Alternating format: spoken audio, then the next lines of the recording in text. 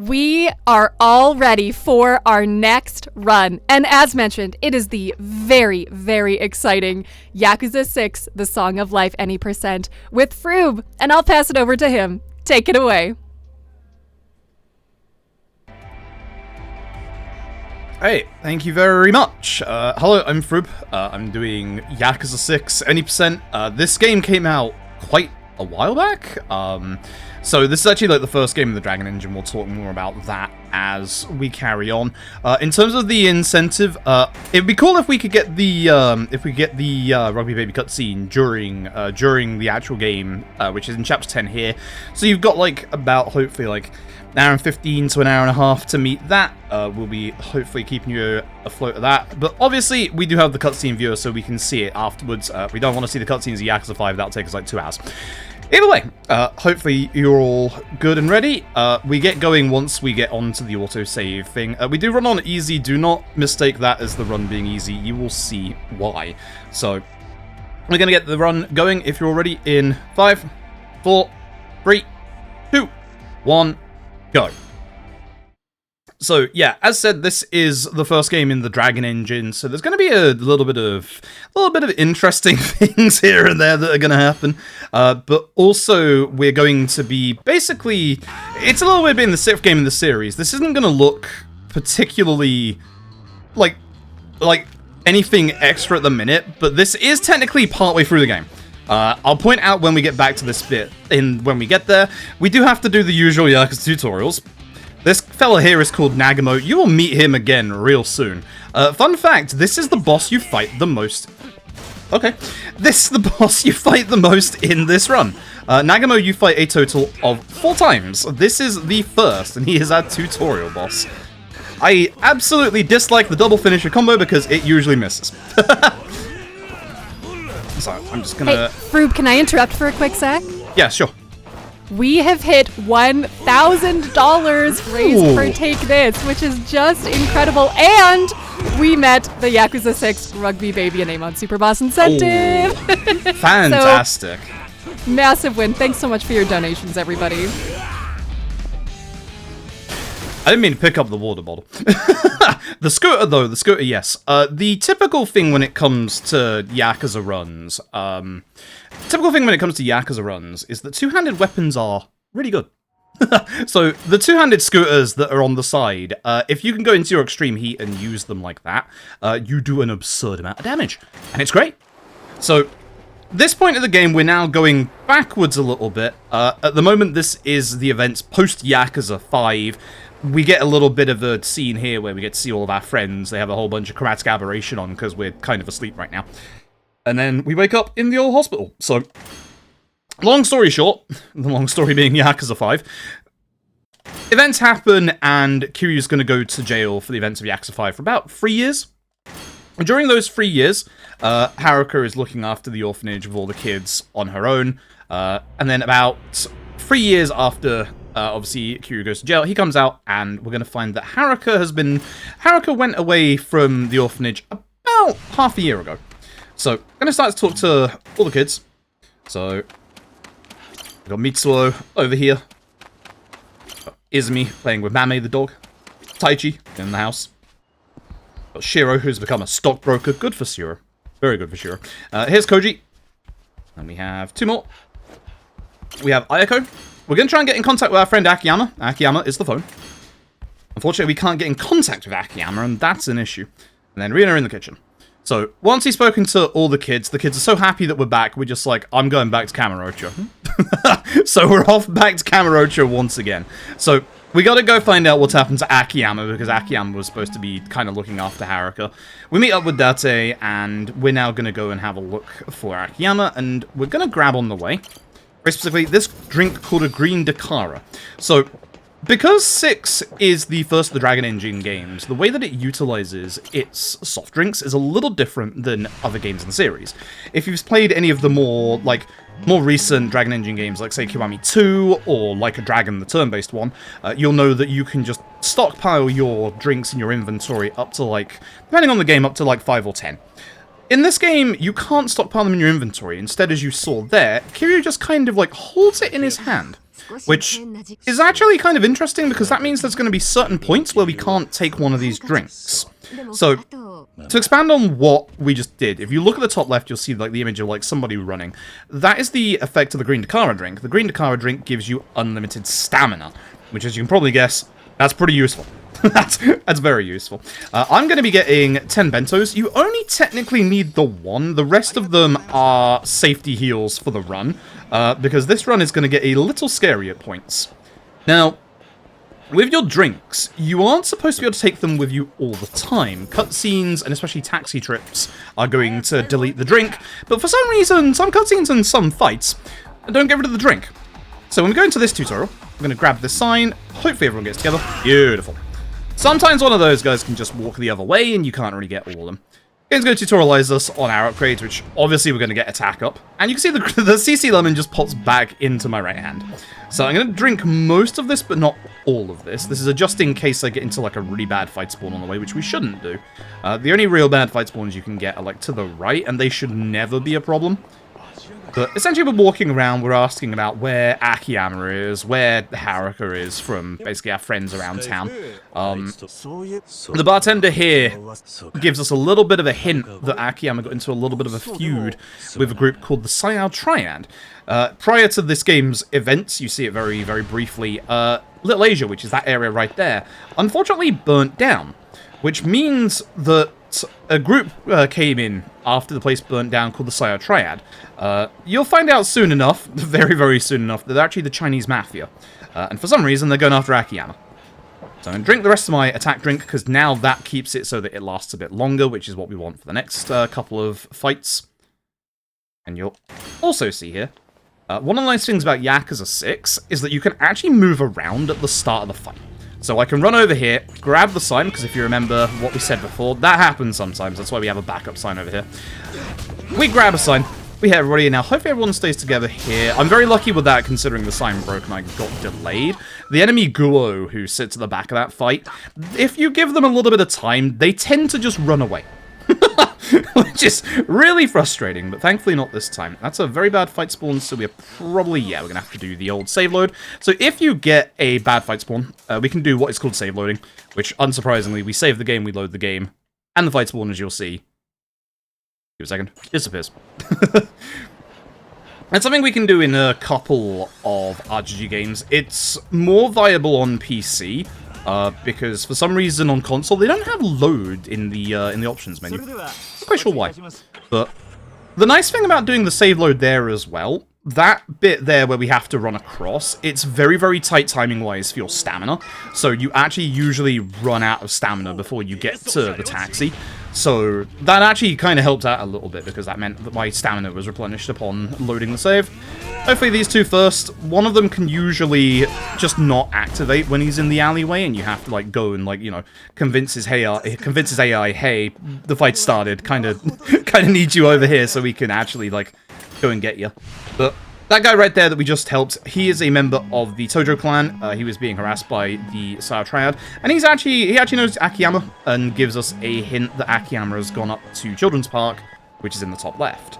In terms of the, as you can see, there's my stamina running out. You can see how like very precise your stamina usage is at the start here. We will be doing a couple of upgrades in a little bit, which is gonna start with some sprint upgrades. But I'm going to speak to this homeless fella. He's the one who knows where Akiyama is, and we're just going to give him one of those bentos we got.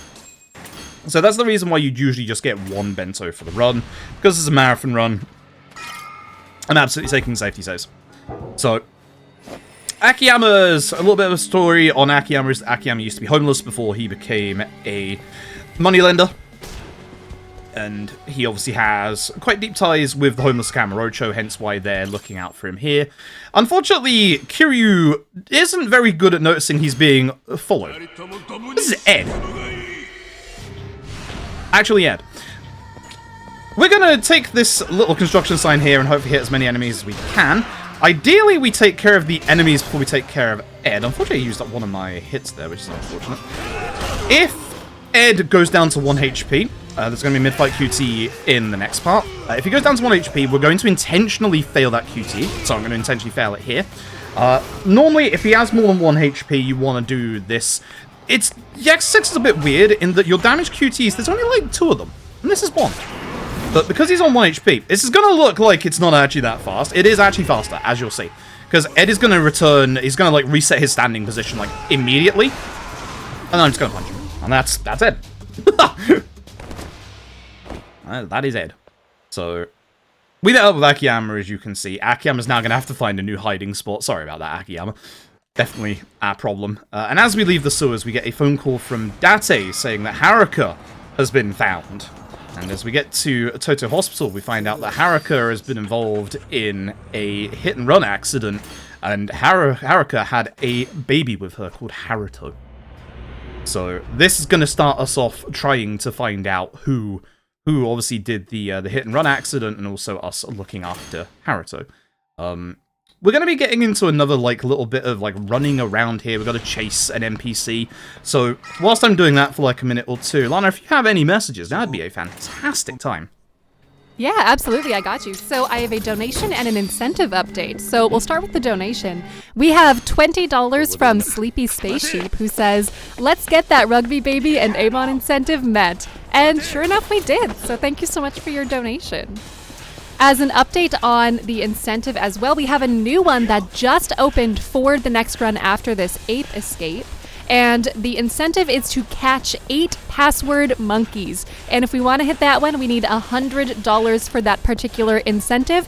So make sure that you are selecting it when you send in your donations, and we can see that one as well. Thanks so much, everybody. Yeah, thank you all very much for your support. Very, very much appreciated.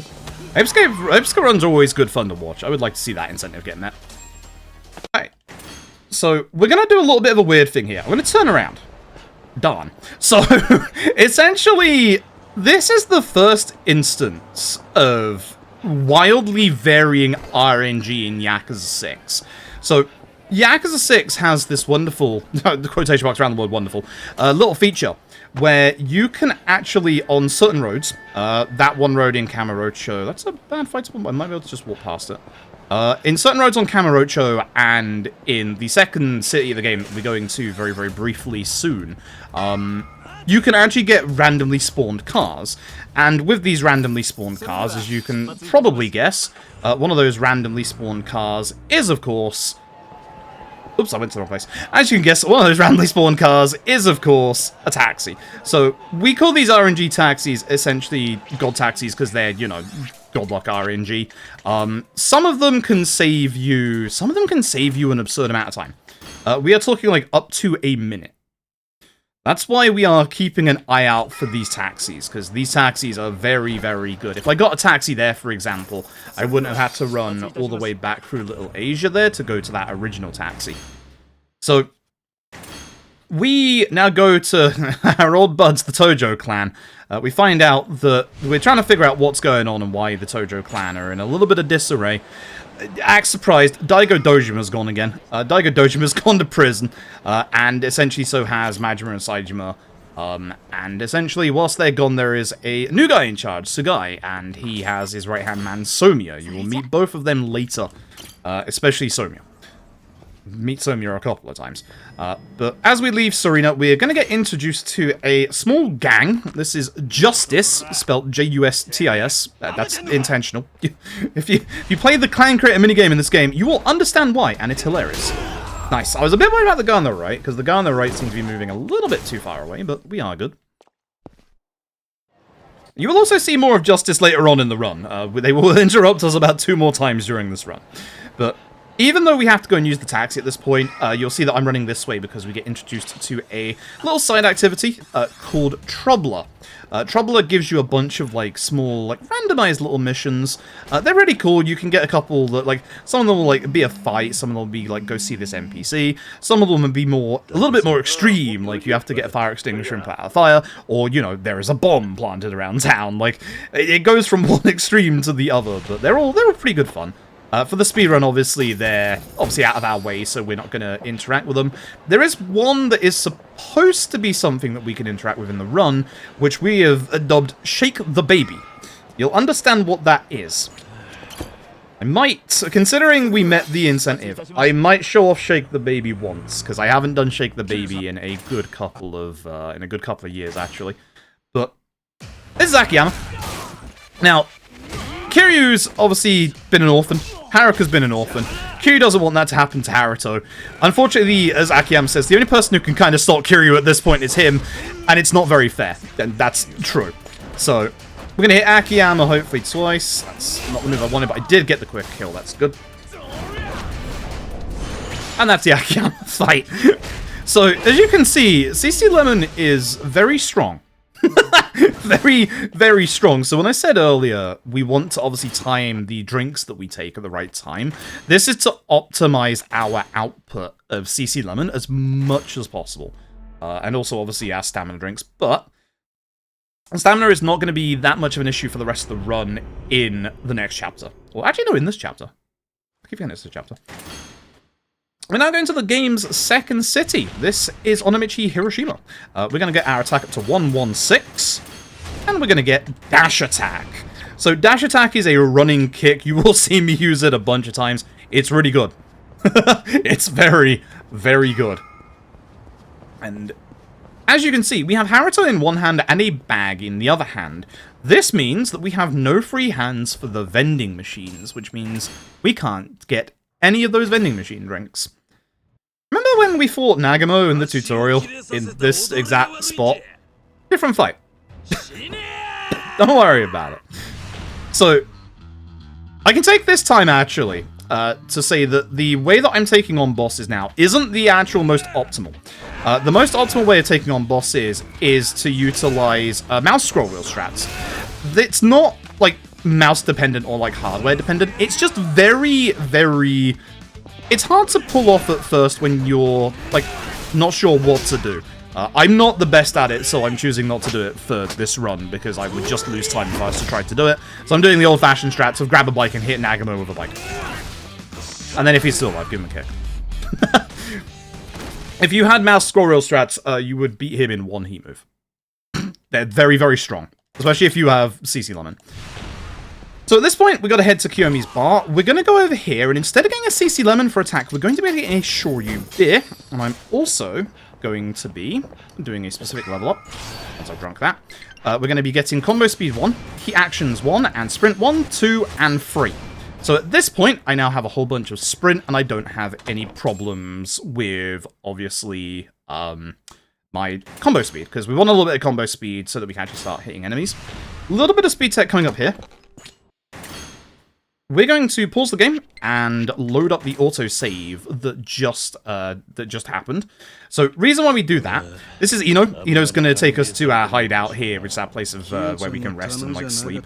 The reason why we do the load of the autosave is that if you don't do that, Ino kind of stands at the end of the road for about 5 seconds, turns around, and we can't actually go that fast. But by loading up the autosave, it stops that animation, so we can just carry on. And yeah, this would be a good time. We've got about a minute if you've got any messages. Yeah, absolutely. So we had $60 from Cubs Rule 21, who said, "Rugby baby, rugby baby." And sure enough, we will get that rugby baby. I'm so excited for that one. Thanks so much for your donation. Yeah, thank you so very, very much. Thank you, everybody. Do very much appreciate it. Yeah, I think as a little extra, I'll give you one round of Shake the Baby coming up here. I will warn you, I haven't done it in a long time, so I might mess up the actual options. But there's a mini game coming up that we can actually skip in the run. I'll skip the second round of it, and I'll show you all the first round. Depending on which version of this game you run, you really want to skip this. Like, you really, really want to skip this. So, Haruto is unfortunately crying, and Kiryu, he's not exactly a dad. He doesn't know what to do, but when he came from Kamurocho, he realized, oh, I don't have any milk. So, we're going to go and have a look around for some milk. You can see there's 5 people that we can speak to on our minimap. The correct person is this one, who kind of just brushes us off, but he does tell us where the pharmacy is. So, thanks for that, I guess. So, I'm going to head to the barbershop, and yeah, I'll do this one, because I know the timings of this one. Unfortunately, the barbershop doesn't have any milk, but they tell us about a new family. And this is a trouble mission. This is what we like to call Shake the Baby. So, essentially, we have to play with Haruto. So, as you'll see at the bottom, we have a couple of different... I think that's swing? Those rubs? What is... Oh, right.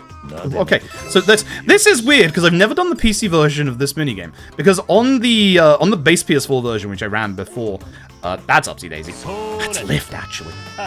I mistook the head shake. With the PS4 version, you would usually do the DualShock motion controls. So Rubs was the touchpad, as you probably guess, and everything else was literally by shaking the controller. Hence why we called it Shake the Baby. So, hey, Rubs again. Hey, just really want Rubs today. That's fine. That's cool. So, usually, it wasn't very fast to do this. And a very old runner by the name of Lily Graham, we were doing the PS4 version together, and Lily had a run where, randomly, Lily never got that trouble mission of Shake the Baby at all. And we were kind of just sat there like, how did you do that? And like, Lily wasn't sure either, and then realized if we save the game just before that mission turns up, and then load the game, it actually resets the internal timer for the game, so that you don't have to do that. That's why what we would usually do in the run is we would save before that minigame and then load it, but because of your generosity, I thought I'd give you a little bit of Shake the Baby. As you could probably guess by using the shake controls on base PS4, oh, it was bad. Oh, it was bad. It was exceedingly sensitive. You would slightly touch the controller for rubs on the touchpad, and it would count it as moving the controller left and right. It's nice that now every other port uses the buttons instead of motion controls. But for the speedrun, obviously, as you can see, I loaded up that autosave there because it's the perfectly timed autosave that lets us skip the second one. This unfortunate person who's just been caught doing ludicrous acts in the street, he has one of the highest dodge rates in the entire game. So we're going to run past him intentionally. I'm going to grab this fire pot and then attack with the fire pot. Reason why we want to run past him is to basically bait him out to do that attack, because when he's attacking, he can't dodge. So that's why we want to make sure that he tries to attack us. He has a couple of attacks that he can do, one of which is like a multi-string combo. That's the dangerous one, because that can hit us and make us drop the flower pot. But yeah, he actually has, like, surprisingly one of the highest dodge rates in this entire game. So we don't like that guy. But thankfully, he is nice and easy to deal with once you know to just, make sure you bait out an attack and then everything is fine. But you'll see in the top left, I'm not sure I fully said this, you'll see in the top left the number 24 just went down to 23. If you were paying attention, when we hit that poor unfortunate person with a flower pot, the number went down by 1. So with the Shoryu beer that we have on, unlike CC Lemon, which is a time-based drink, this is obviously a hit-based drink. You'll always see me, every time I leave my house, by the way, you'll always see me turn around because we are looking for those RNG taxis, which we're not getting. Because if you can get the RNG taxi, you don't have to either run all the way to that taxi or obviously run all the way here and then have to, go around all of this. So hopefully we'll get a good number of those taxis. We're going to Kiyomi's bar, and we're going to get interrupted by Nagamo. And Kiyomi is not going to be here because there's like a small town-wide baseball game going on. So let's go play some baseball. I guess I'm playing baseball.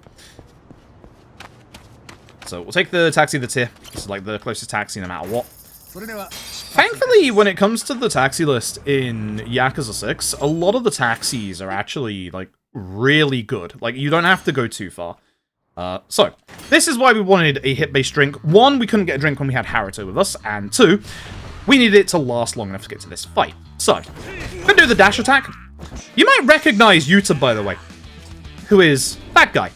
Ever watched the movie Battle Royale? And all I will say is that is not the only Battle Royale actor that is in this game. There's somebody else you might recognize as well, and they own a castle. So, we're gonna take out Matsunaga and Yuta with a trash can. We are intentionally going into our EX mode before we use our weapons to do a little bit of extra damage. And the first phase, you want to make sure you hit the dash attack onto Nagamo so that he's low enough HP that you can take him out. Hey, so. Good fight. We're going to head over back to Kiyomi's once again. I'm going to be looking for a taxi. Once again, I'm going to be disappointed that I'm not seeing a taxi.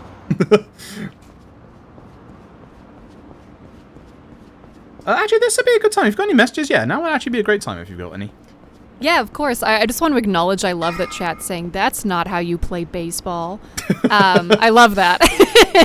And yeah, I just want to take this moment to remind everybody that for the Ape Escape incentive with the password monkeys, we do need to meet that by the end of this run in particular if we want that. So that is $100 by the end of this run. I did the math in chat. I suck at math. But 8 password monkeys for $100 is just over $12 per monkey. So, yeah, if we can get a few $12 donations going, then we can get those monkeys before you know it. So, thanks so much, everybody. That would be fantastic. So, if you remember at the start of the run, we fought Nagamo as the tutorial boss. This is the point where the game now goes back to that original, point, and we're now basically back at the current time. What we're going to do is going to head up these stairs and grab this safe key. This safe key opens, unironically, this safe behind us. Please ignore the grenade on the ground. It's just, you know, they're just around. Don't worry about it. But we get an item here called the Bloody Binding. This is going to make things a little dangerous. I'm going to grab myself a CC Lemon, and then I'm going to start running up the hill. And as I run up the hill, I'm going to equip said Bloody Binding. So, you won't have seen it there because I went through the menu pretty quickly. The Bloody Binding drops our defense by a good 20 to 25, but it increases our attack. Now that's going to be useful for later on because the game has essentially a soft cap and a hard cap on your attack. The hard cap you can't hit until you max out all of your stats, which is just not something you can do in the speedrun. But the soft cap, which is 200 attack, we can actually bypass with equipment. Hence why we're going to do that with equipment. This is Master Zoe. This fight is a lot nicer with the new strat rather than the old strat. We want to be exceedingly careful and make sure that we do not beat all of the ads before we beat Master Zoe. Because Master Zoe is the one boss in this game that breaks the convention of the usual rules that we have, where bosses usually you can't beat them until you see their mid-fight QTE. Master Zoe's mid-fight QT revives all of his allies. So the nice thing about Master Zoe is that you can actually beat him before you beat everybody else in the fight. And that's going to be a key rule because Master Zoe's going to come back again in 10-15 minutes. Now, I'm not going to be silly here, and I'm actually going to remember the thing that I need to remember, because I keep forgetting, part of the new run, I keep forgetting to do my actual level ups here. I want to grab myself Rabi Charge Attack and Collateral, and then more importantly, I want to go to Ebisu, which is the second-hand shop over here. Speak to the wonderful shopkeep. I'm going to buy some Beat of Good Fortune. It's also going to increase our attack a little bit. And that should be good enough. Alright, so on the way, I'm going to grab some CC Lemon. You can grab the Shoryu beer up ahead. I can do this with CC Lemon. I've always done this with CC Lemon, so I'm just going to do it with the CC Lemon because I remember what to do with that. And of course, whoops, make sure we put on the heats. So this fight is a little awkward, mostly because of Dragon Engine shenanigans. So the best weapon to use in this fight is the plant at the back. You need to get a relatively precise angle to be able to get this plant out of here. As you can see, didn't happen. So we have backup strats. There's bar stools around. As you can see, they're pretty good. Even with light attacks, they're pretty decent. There's also bottles in here. So weapons are interesting in Yakuza 6 because this is the first Dragon Engine game. Weapon durability is a little different than you would expect. Most weapons in the Yakuza games have their own unique durability to them. Every weapon in Yakuza 6 pretty much has free durability, with some exceptions. Bottles are one of their exceptions because it starts off with one hit, which is a blunt attack, and then it becomes a blade attack for free, and then you also have benches. Benches start off with free attacks, and then they break and get another free. So benches have like a giant wide reach, and they're really good in fights. You'll see an absolute whole bunch of them being used later on in this run. Benches are absolutely fantastic. It goes along with the usual rule of if it's a two-handed weapon, it's pretty good. I should rest for now. So, yeah, again, as you can probably guess, when we wake up, we are going to be checking for a taxi as we leave. Again, this taxi right here, if you can get one coming from the left-hand side or the right, will save you a good 45 seconds. This is one of the best RNG taxis you can get. We're also running on the left-hand side of the road, and I should mention this because this is something very important.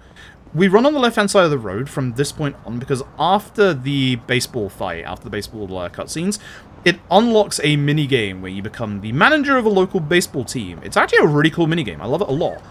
But the activation for it is on the right-hand side of the road that we are always walking down.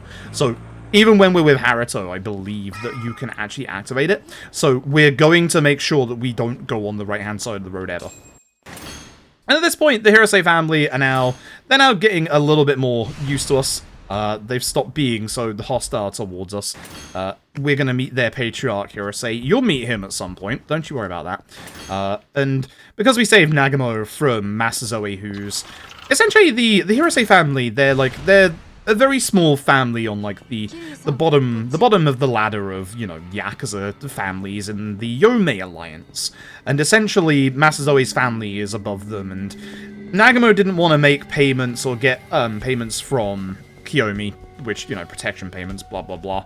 But essentially Nagamo doesn't want to do that to Kiyomi because Nagamo has a little bit of a thing for Kiyomi, and that's why Masazoe took Nagamo off, and because we saved Nagamo, Nagamo now really likes us.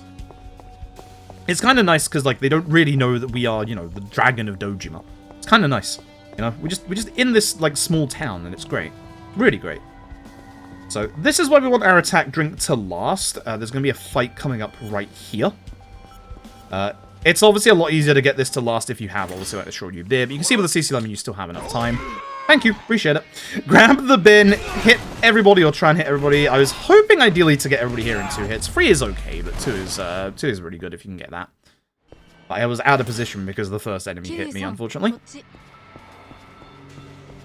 And then we're going to head up to the shrine at the top left. Just walk past this bit. One thing to explain in this bit as well, you probably wonder why I'm going this pathway. As you'll see on the right, there's like cars that block off certain directions. Funnily enough, with certain fights in this bit, you can actually bypass those areas, and you can use them as a shortcut by doing the fight. But unironically, the fastest path is the actual legit intended path. Like, there is no faster way you can go other than the one path that you're supposed to go down that takes you, like, all the way around the ways you just saw. And it's just really nice. Like, don't have to worry about fight spawns. On the way down, we're going to get a sub-story. There's going to be a couple of sub-stories in this run that we're going to, like, activate but not actually, like, do anything with. And we're going to use this taxi to head over to Jingai Main Street. We need to go and head over to see everybody at good old Morino. I'm going to use this vending machine. I'll grab a Shoryu beer. It's also going to last long enough for the fight after this one, which is nice. We have a couple of boss fights in a row. Yakuza 6 is very boss fight intense at the first hour of it. It's really nice. So, we're going to apologize to Matsunaga. And Matsunaga is making a model boat of the Yamato. That's important. That's very important.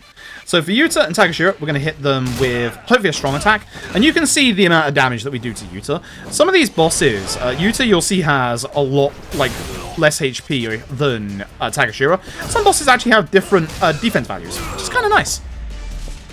If you get the right angle there, you can take them both out in one swing. But I started that fight at kind of like a weird angle, so that's my fault. So we're going to head over to find Matsunaga, and I need to get my attack up to 125. Perfect. I'm going to refresh my Shoryu beer. I have to be a bit careful, because with this drink, it's going to put me at 6 drunk. All that means is I'm going to be drunk, and I'm not going to have full control over my forward motion. So I want to wait as late as possible before I finish this drink. Once we come out of this fight, we will be fine.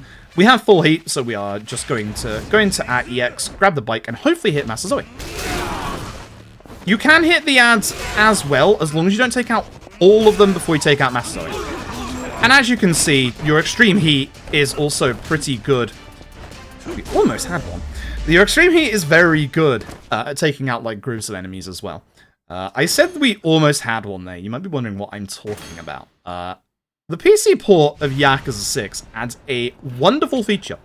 We like to call it Beyblades. So, there's been ragdolls in this series for a very long time. The first game that had ragdolls was actually the very first PS3 game, which most people think was Yakuza 3. That'd be incorrect. It was actually Kenzan, the Japanese exclusive samurai game. But this game kind of takes those ragdolls to another level. I'm hoping it'll happen at some point during the run. For some reason, bodies can just fly to space. You might see. I'm hoping you will see. It is fantastic. It is very fantastic. So, we start this chapter with the Hirose family, and we show them a picture of Haruka, and we're like, do you know who this girl is? And they very much go, oh, no, absolutely not. In a very obvious, they know. They know. So, we're just going to leave, and we're going to go and gather info. We want a Shoryu Beer here. This is the first time we actually did Shoryu Beer strats in the run, because we need a attack buff to last through a mini-game. Here's Justice again. As I told you, they'd be back. So if you can get a good angle here, you can get them both with singular dropkick. Very nice. And this guy is Joe. We don't like Joe in the speedrun, because Joe is going to interrupt our run a couple of times. So, Justice have taken Joe's sister, and we're going to go get her back. We do that with a mini-game. This is what we like to call Clan Creator. Now, the nice thing is, 6's Clan Creator in the speedrun is actually genuinely really nice. So, there's Clan Creator in 6 and Kiwami 2. Kiwami 2's Clan Creator is RNG, and it's horrible. 6's Clan Creator is actually really nice. Like, it's more like, it's less tower defense like K2's, and it's more attack at the point. So, we're going to start the battle, and I'm going to take this guy and pop him here and have him take care of some of the enemies. Now, for the second guy, I'm doing slightly older strats here, because I tried the newer strats a couple of times in practice, and they didn't work fully for me. For the newer guy, his objective is to get this guy's attention. The guy in green. And then when we have 50 points, Joe. We're going to take Joe all the way to the very end. Joe has, as you can see above him, a move called the Ultimate Dropkick. So when Joe gets close, we're going to use it on that guy, because that guy has a large HP bar, and if we can just take out most of that, then the rest of this should go easily. It should be around about a 426 to 420. If y'all would like to, you know, thank you. Yeah. Remember I said not RNG? And we get the victory clap at the end.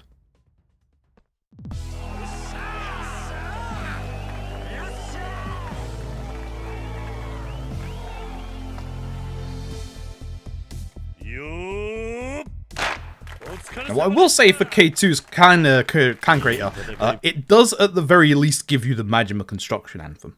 So it does have that going for it. But essentially, they're a little angry about us winning that fight. Joe's sister is on the left behind the sign, which is unfortunate because I'm about to use that sign in this fight. Now, the nice thing about like this fight is that all the enemies here, apart from Yoshikawa, who's like a boss, they're all like actually the enemies that you fight in the actual Clan Creator missions. They're all color-coded. So the guys in like the grey suits will always have guns. The red guys are your normal guys. That's a bunch of wrestlers from NJPW, the New Japan Pro Wrestling scene. There's a couple of very famous wrestlers in this game, the likes of Okada the Rainmaker, Yano Toru. Like, there's a lot. I am going to get my attack up to 139. Beautiful. I am going to get, where are we? Vending machine drink 1 and 2. Cool. So, vending machine drink 1 and 2. Every vending machine drink that we get increases, 1, the durability of the drink. So, if it's a hit-based drink, we'll now have more hits. If it's a time-based drink, it will increase the time of every one of those drinks by 30 seconds. And it also increases the potency of those drinks. So, CC Lemon is, as I've said, like the strongest attack drink we've got. Every level of vending machine level up will give us an extra 5% potency. So, we're about to get stronger, and it's going to last for an entire minute longer. The person on the right is a sub-story of a character returning from Yakuza 0, Munan Chohebt Unest. We're going to grab the CC Lemon as we have a very big, long set piece coming up. Before we get this set piece started, Alana, if you've got any messages, that would be a fantastic time.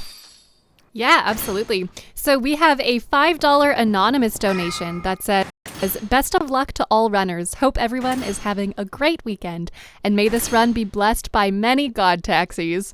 And thanks so much for your donation. We appreciate it. Yeah, thank you. And if you'll pay attention, you'll notice funny grandpa Patriarch Kurose. Who's that guy? That is the legendary Beat Takeshi. That's the very same Takeshi who owns Takeshi's Castle. Yeah, Beat Takeshi is very much in this game. he plays the role of funny grandpa. He's Patriarch Hirose, the patriarch of the Yakuza family these guys belong to. He's definitely, you know, not been in, for those who don't know, he was in, obviously, Battle Royale is where most people know him from. He is, thank you, I did actually want to grab that, but not necessarily with my face. He has been a lot of, like, the usual, like, mafia movies in Japan, like, a lot of, like, action movies. He's big. He's a very, very big name. So, essentially, we're here because Somiya came from Kamurocho to see his ex-wife, Kiyomi. So we're going to be going into every one of these rooms. Every single one of these rooms has, like, a hidden, like, story beat in it that we have to run into. You'll see it on the minimap. We don't particularly want to leave any enemies alive, but if it's early enough and it's one of these smaller enemies, you can actually leave them to Nagamo. When it's the last enemy, we don't want to leave it to Nagamo because obviously the next part is right here. So we want to make sure that obviously we can keep going without any interruptions. There's also going to be on floor number 2 some of the larger enemies, and they're a problem. You don't want to trust Nagamo with those enemies. So we will be taking care of those enemies. Basically, this whole bit is like, you think you can trust Nagamo, don't trust Nagamo. So yeah, again, if one of these is alive, we can leave them for Nagamo. He'll be able to deal with them. But these enemies, we will not. Now, ideally, I can get a good angle. I didn't there, unfortunately. Hopefully, you can get a good angle for those enemies, because you can actually get them with one dropkick. And you can utilize... Whoops, that was the wrong attack. You can utilize old... I'm actually going to leave him with that one. If it was just... Yeah, there we go. Just one more... Actually, it didn't count. Hold on. Didn't go in the room enough. And what we said, gotta go in the room. Glad I noticed that. Yeah, with these enemies, Nagamo struggles a little bit, but as you can see there, that's actually a really great example. The second enemy that we took care of didn't go down in one dropkick, but those two did. The reason for that is because of an upgrade that we got in the previous chapter called Collateral, where the second enemy after the first enemy takes extra damage, or like every enemy subsequently after the first enemy, but it also gives a little bit of extra damage to the first enemy as well, so... This is why we want to try and get, like, good drop kicks, or, like, a good, like, you know, good positions, like, during the run. Which is not that easy in some situations.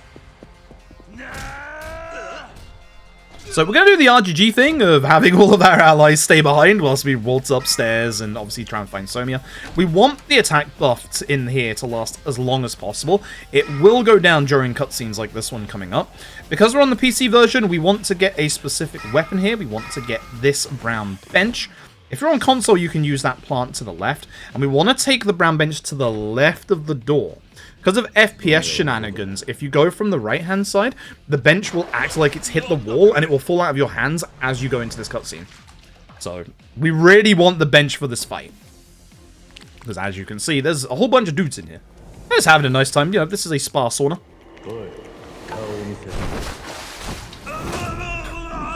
That's not Somiya. So, we're going to deal with everybody in here, and again, it's very, very easy if you have the bench, thankfully. You can actually tell how well you're doing in this set piece by, like, the duration of your attack buff. There's one enemy in here ahead of us. He has a HP bar, so we're just going to swing and hopefully take care of them. We're going to try and take care of, like, as many of the other enemies as we can. I'm going to actually take care of this guy with the bench, because I do not trust him. Sometimes Nagamo can be very helpful and actually take care of his enemy. He did a decent job. I'll take that. Yeah, I'll take that. Pushed him towards me, made it so that I only needed to hit him once. Oh, I'll accept that. Thanks, Nagamo. Good lad. And so with that, we're going to go find Somiya, because unfortunately Nagamo did a bad thing, walked in the sauna, realized it was too hot, took off his ski mask that was supposed to, you know, not show who we are, and now everyone knows who we are. Great. So the interesting thing about Somiya, as you can see, is that he doesn't have the usual back tattoo that most Yakuza characters have. Somiya's whole, like, ethos is that he wants to show off his power via money instead. Like, it's a bit more in-depth than that, but he thinks the old ways of the Yakuza are a bit antiquated, so... The damage is for these three, and then specifically for if he would like to come over to me. He didn't for once. Iwase. Iwase, as you can see, has a lot of HP, and that's why you ideally want to hit him with, obviously, that first plant we had. Unfortunately, he decided not to turn up, but as you can see, our damage is still very good, even if we can't get him with the attack buff. If we had the attack buff, it would pretty much be one hit. But usually we would run out of it around about that point. And speaking of Somiya, it is time to fight Somiya for the first, but definitely not the last time. Also, shoutouts to base PS4 version, where sometimes that loading screen just doesn't load in. I can't remember how I ever fixed that during my runs, but... Alright, so if you're doing the old-fashioned method like I am, instead of the scroll wheel method, the way to start this fight is nice and simple. This is my movement hand. You can see that I am not using movement on the controller at all. Go into EX, spam your light attacks, and you'll throw 2 pieces of furniture at Somiya. At this point, we're going to go grab any piece of furniture, hit Somiya, and it should go to second phase, unless he actually iframes through it, which is actually not too bad. That's actually not too bad at all. I actually prefer that. Be careful in phase 2. Somiya's going to have a couple of iframes at the start of this phase, so wait a second and spin. And then just grab any weapon you can. And there we go. Not too bad, not too bad. Not too bad at all. So at this point we find out a little bit more about the Yomei Alliance. They are a front for the Iwami shipbuilders. The Iwami shipbuilders are essentially like a cover for like the biggest Yakuza clan like in this portion. And essentially they want Kiryu, because he's the ex-Tojo chairman, to oversee a deal between the Tojo and the Yomei Alliance. And Kiryu's just like, I'm not part of the Tojo, leave me out of this.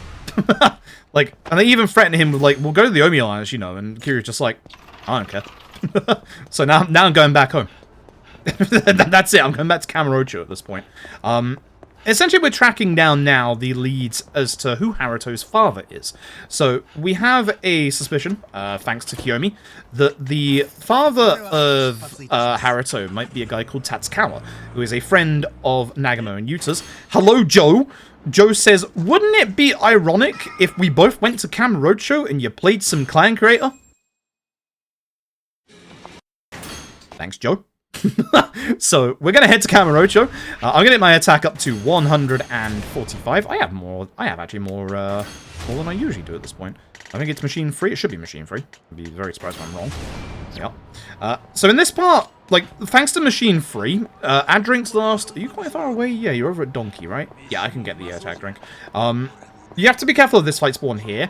It can be a little bit, it can be a bit more closer on like this side of the road. If it is, you need to grab the drink a little earlier. My monitor is really, really dark, so I find it a little bit of a struggle to see where fight spawns are when it's nighttime in good old Kamurocho and like most of the other nighttime locales in the Dragon Engine. But thankfully that one was on the other side. And because of that, we're going to take the CC Lemon immediately. That cutscene, you can't take it through. So we want to drink it immediately. And funnily enough, the CC Lemon will last for every single fight that we need it to in this chapter. So this is Yuta and Nagamo's first time in the big city.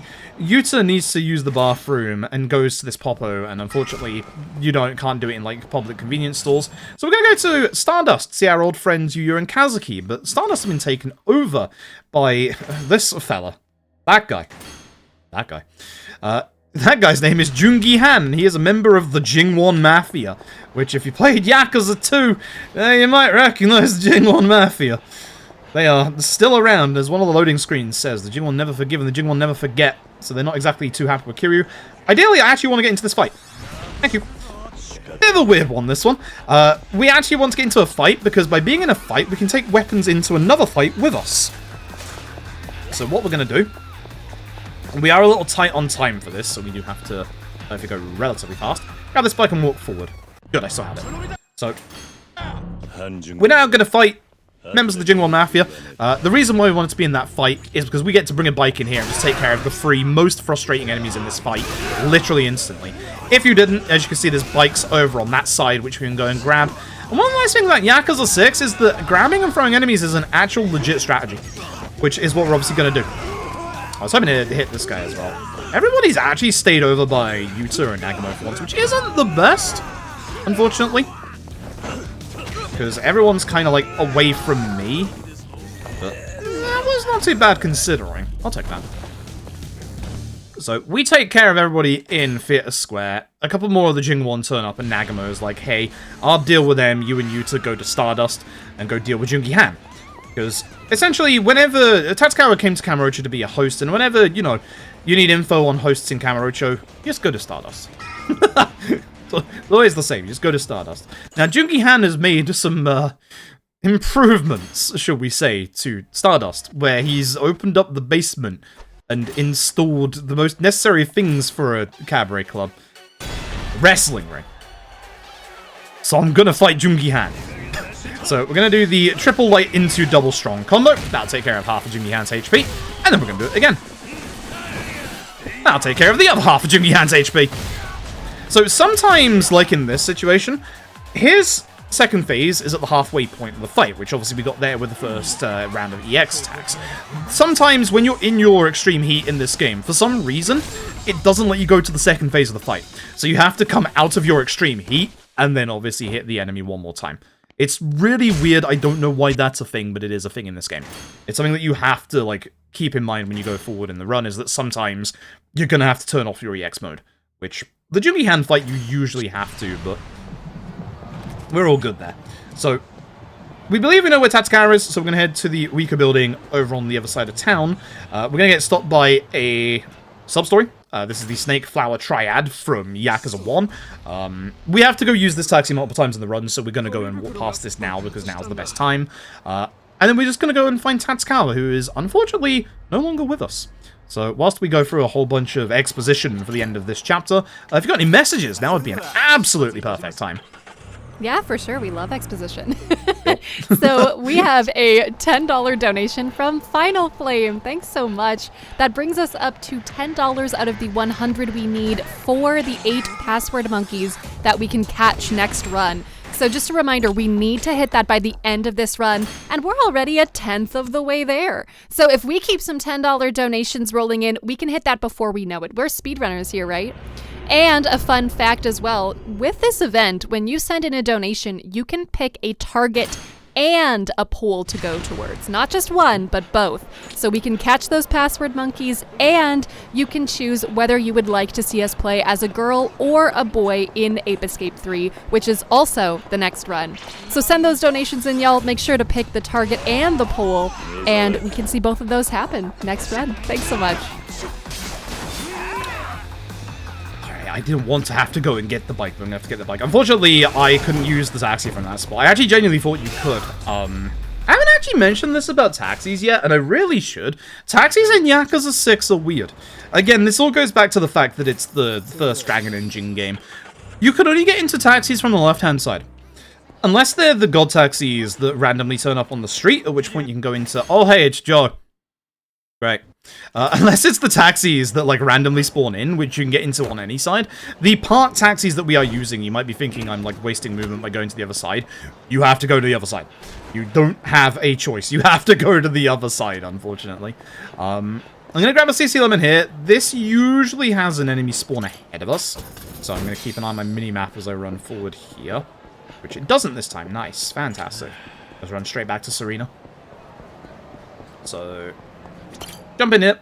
So, once again, we are going to go looking for Akiyama. We're actually trying to find a way to go and see the Saya Triad, because we believe that it was Ed of the Saya Triad who has, unfortunately, dealt with Tatsukawa. So, we're going to go find Ed and figure out, why'd you do that? Why would you bother doing that? So, we need to find a way into the Saya Triad, and the only person we know who has, had an unfortunate encounter with the Saya Triad is, of course, Akiyama. So, we're gonna do the sensible thing of go back exactly to where Akiyama was in the first place, which is the sewers, and as you'll see as we get down there, something interesting is gonna happen. I'd like to make a brief note about the 2 people that we just walked by in the park there. They are a sub-story. Their sub-story doesn't need to be completed, but it does need to be started for you to be able to get to the Amon fight that you will see at the end of this run. Anyway, here's the Saya Triad. Oops. Yes, they were following Kiryu again. You would think at this point that Kiryu would really know to, see if anyone is actually following him. Anyway. Ah, that's upsetting. Usually you get all 4 of them, but Mo decided to walk away this time. I think we almost had a Beyblade on the right-hand side there. Somebody was moving. So somebody was trying to fly there. So we have to go to the Appa Hotel, which is quicker to get to behind us. But for some reason, the game actually blocks you from leaving the way we came in, so we have to leave this way. I think it's because, like, the game is forcing you to go this way, so you get the phone call that we need from Akiyama. So I'm just going to run around here, and then we'll get the phone call right here. We actually have a very big glitch coming up in this chapter. It's really, really cool. I will be making a safety save just beforehand ahead of time to make sure. Because if it goes wrong, I will need to just restart my game. But it shouldn't go wrong because I've got the actual method of doing it. I've practiced it about 10 times. It's gone correctly every single time. I just need to make sure I don't do a silly and accidentally mess it up. Because I can do and I have done. So, we're just going to go to the Apple Hotel. There are going to be, enemies running around, but this is an area trigger. I haven't spoken about those yet. You have air triggers, and you have confirmation triggers. Air triggers are just like that, where you walk into the area, and it triggers the next story beat. Confirmation are where you have to press X, say, on a taxi or something like that. Those ones we cannot be in a fight for. As you probably guess, I'm walking here. Kiryu has finally actually realized, oh, I'm being tailed by somebody. So we're going to go down this way and deal with them. Thank you, Kiryu. So as we get to this car, we'll get the cutscene and we will get a fight. But as you can tell, these guys aren't the Sire Triad. These guys are the Tojo clan. I came to introduce them as mysterious assassins. They are the Tojo clan. I think that usually doesn't attack me straight away. Kanazawa here can be a little bit of a problem. Sometimes he can walk off to the left, so him walking straight forward there is really nice. And then it's time to get product placement. Say hello to RiseApp. This is a real gym chain in Japan. In this game, RiseApp is actually important for one reason and one reason alone. Amon. So with RiseApp, this is going to lead into a sub-story. The game wants us to get, a gym membership, which we don't have time for that in the speedrun. When you get the gym membership, you have a couple of minigames to go through. The nice thing about getting, doing the RiseApp minigames is you actually get a giant attack buff for one fight. Unfortunately, in the run, or when you do this, actually in the game, the first fight is not a fight you can choose. The first fight is actually up against an old friend called Sadachi. Sadachi is one of the 2 sub-stories that you have to beat to fight Amon. Most Yakuza games, you have to beat every sub-story to fight Amon. Yakuza 6, you do not. You only need to do 2 of them. Technically 3. You'll see later when we do the Amon fight. Because the safety save, I will show you which ones we've done and which ones you don't have to do. But as I said earlier, you do have to move the 2 people that are in the park at the top right here. Reason being, to finish Sadachi's sub-story, those 2 there, to finish Sadachi's sub-story, you have to beat every enemy in... You have to beat every, Sadachi fight, which is 3 fights, and then you get called for one final fight, which is over in that park. And because that sub-story is in that park, that sub-story blocks Sadachi from going to that park. So that's why you have to get that sub-story out of the way. With this, we're going to say hello to the boys. And then I'm going to make my little safety save here just in case. We should be good, but I'd rather make sure that I don't make any mistakes here. So I'm just going to make a second safety save over you. And then we're going to head over to Little Asia, where we're going to go meet Akiyama. Akiyama's going to help take us towards Ed. You can see my attack buff is obviously wearing out, so we're going to grab a fresh CC Lemon on the way. This is one of those cutscenes where we can actually use the CC Lemon and take it through the cutscene. So we're going to grab our drink. We're going to drink most of it, but not all of it, because we want to leave it for a specific time. So in this bit, we're going to start walking. We're going to follow Akiyama from behind. We're not going to finish this drink yet. We need this drink to last for the vast majority of this set piece. And this little bit here, as you can see, delaying it here saves us so much time for the actual set piece. So we can't enter the front door. You can see there are guards there. So once we get to about here, Akiyama's not running, which is a shame. I'm going to pause the game. I'm going to make a save right here. With this, I can load the game there, and actually I think I probably should have. We're going to start the set piece. You'll see that Akiyama is in front of us. So when the HUD comes back, we're going to pause. And we're going to load that save we just made. Now, if you look at the minimap on the bottom left, you'll see that in front of us, Akiyama is already inside the building. So we walk forward, and you'll see that this cutscene doesn't load up. So once again, we're going to load up the same save that we just had. go straight forward, you can see that Akiyama is in 2 places on the minimap. He's at the entrance and he's inside. Now, hang on a minute. Where's Akiyama? Chat, I'm going to play a game. Place your bets now. Where's Akiyama? Because currently, he's not here. We have despawned Akiyama. In this part, you have to wait on Akiyama's movement to be able to go fast. But we've despawned Akiyama, which means that we can just carry on forward. So this just begs the question of, where's Akiyama? So we're going to carry on. There's going to be a spooky ghost that opens the door to the kitchen. That is the ghost of Akiyama. In this bit, you're supposed to wait for Akiyama to like call you forward so you can walk past this guy and not get seen. Or as we used to do it in the run, we used to actually fight this guy, which took like a good 10 seconds, 15 seconds. But because Akiyama doesn't exist, we can just walk forward. So, we're just going to carry on. And we're going to head upstairs here. And as soon as we get upstairs, the ghost of Akiyama is going to tell us to not get caught by the enemy, at which point we are going to get caught by the enemy immediately. And we're going to answer the question of where's Akiyama? On our head the entire time. So yeah, this is the Akiyama glitch. It's actually like, it's ridiculously like, it's easy to do when you know how to do it. Like, just to like actually like load up. Please go down. Ah, it's so upsetting. He guarded the second hit of my sword, so I have to deal with him normally now, which is a shame. You can see Akiyama's with us. He's still here. See? So this is a fixed cutscene where Akiyama deals with this guard. Akiyama needs to not go in this room because what Akiyama doesn't know is that he is going to open Pandora's box and he's going to go out of existence again by going into this room. Poor Akiyama.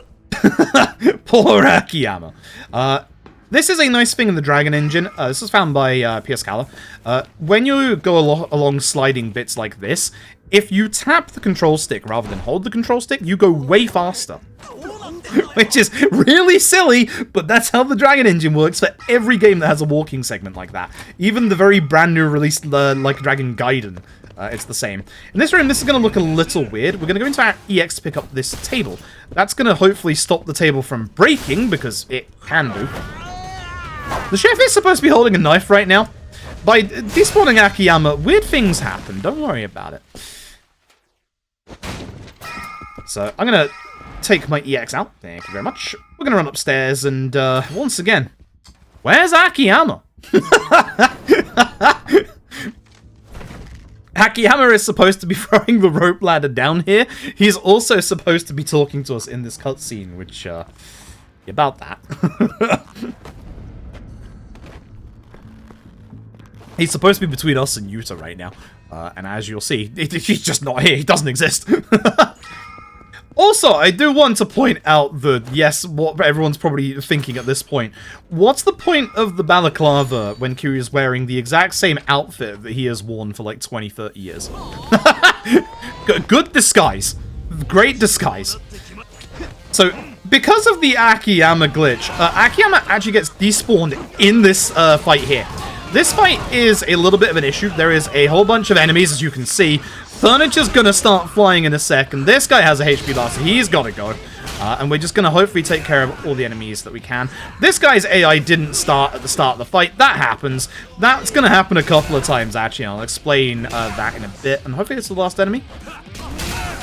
He's not. What are you doing over here? There you go. I was hoping to have a little bit more of my attack buff left over at this point, but it should be fine. For some reason, that skip is, like, really delayed. I don't know why. So, we're going to head over to see Ed.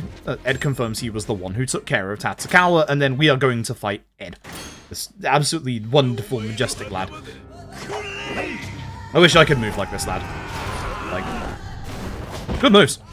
Very good moves. We're going to give Ed a fear of chairs. So, we're going to run over here, grab this chair. It doesn't matter if we EX or not. And we're just going to hit him with a chair. A good couple of times.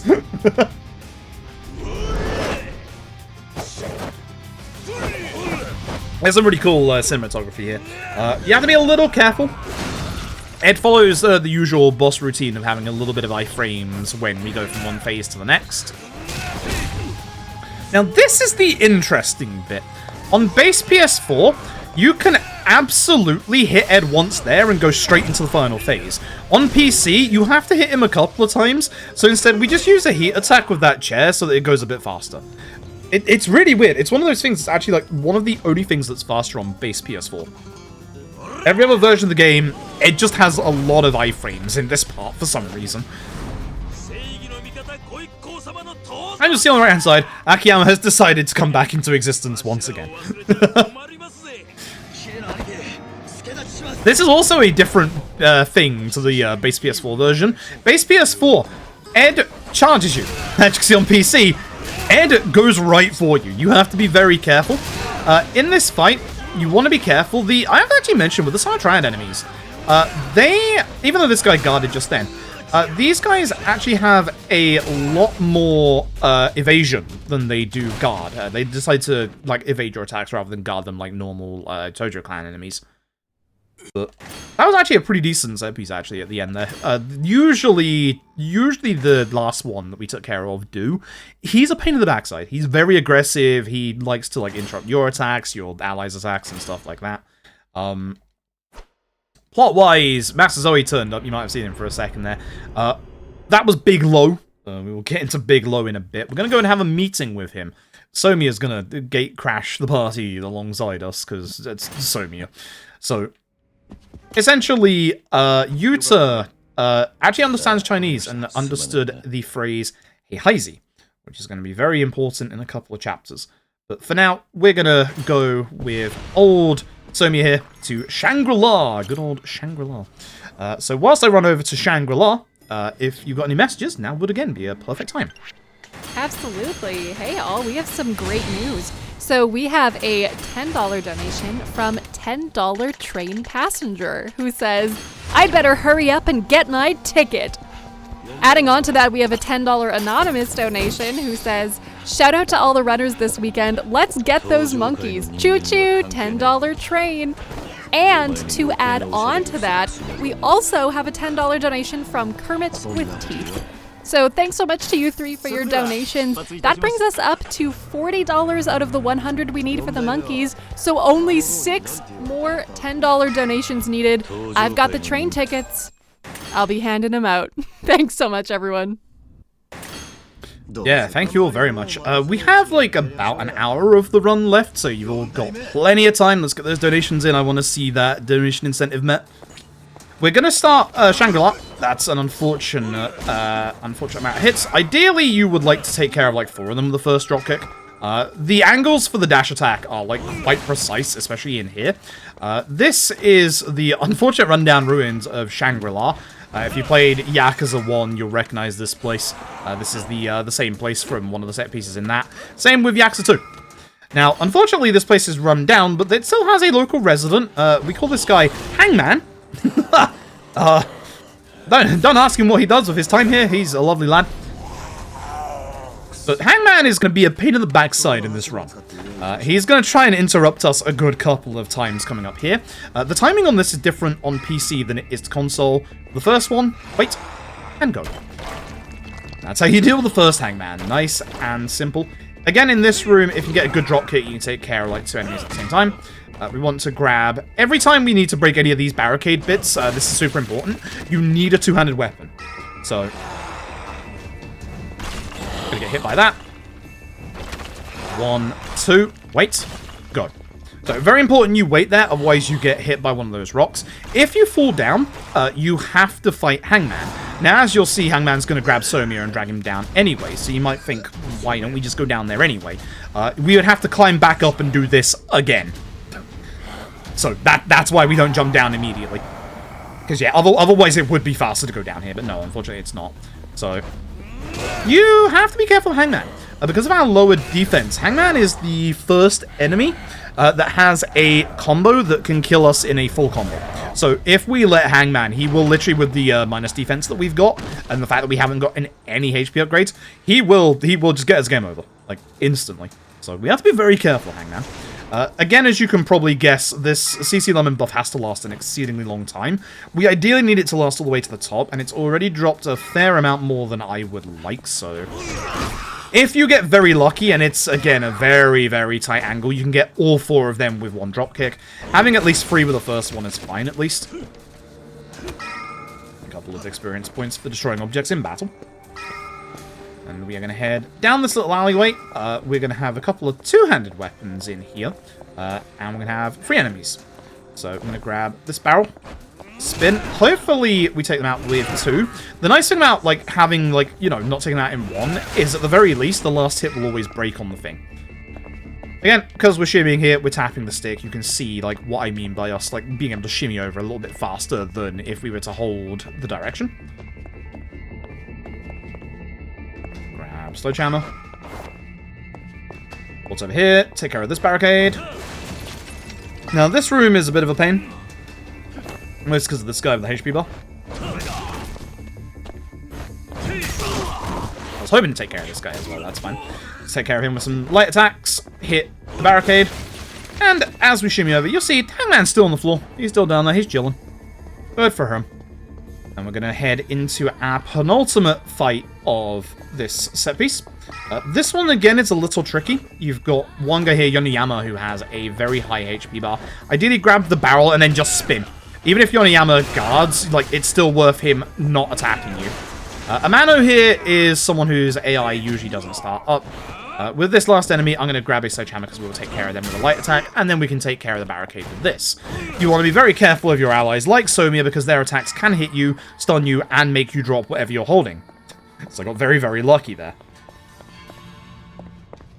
And one of the big reasons as to why we want this attack buff to last is going to occur after this. Grab a sledgehammer here, jump over the barricade, and somehow, on the ceiling, I don't know how he got there, there's Hangman. I have no idea how this man got there. That is impressive. There's obviously a shortcut that we don't know about. Thankfully, sledgehammer. And that is going to be the end of Hangman. So, my attack buff isn't too bad. I might be able to get off the table attacks if I'm lucky. So, we're going to run past Somia. We're going to go to our meeting with Big Low, and Somia is going to start instigating stuff, and we're going to have to deal with him instead. Hello, Somia. Can I grab the table in time? I might be able to grab the table in time. Yeah, we'll be able to. So, I'm going to grab the table. EX and hopefully hit Somia whilst my buff is still, my buff is still on. Once again, much like earlier, Somia has a couple of iframes going into the second phase. A good rule of thumb for good old Somia. So wait, push him this way, and yeah, I actually managed to keep my attack buff through the entire bit. That's really good. I wasn't able to do that in practice, so that actually was a decent set piece. It didn't start too great, but it ended very well. So that's really good. So we meet Big Low. Big Low starts talking about the secret of Onomichi. Ooh.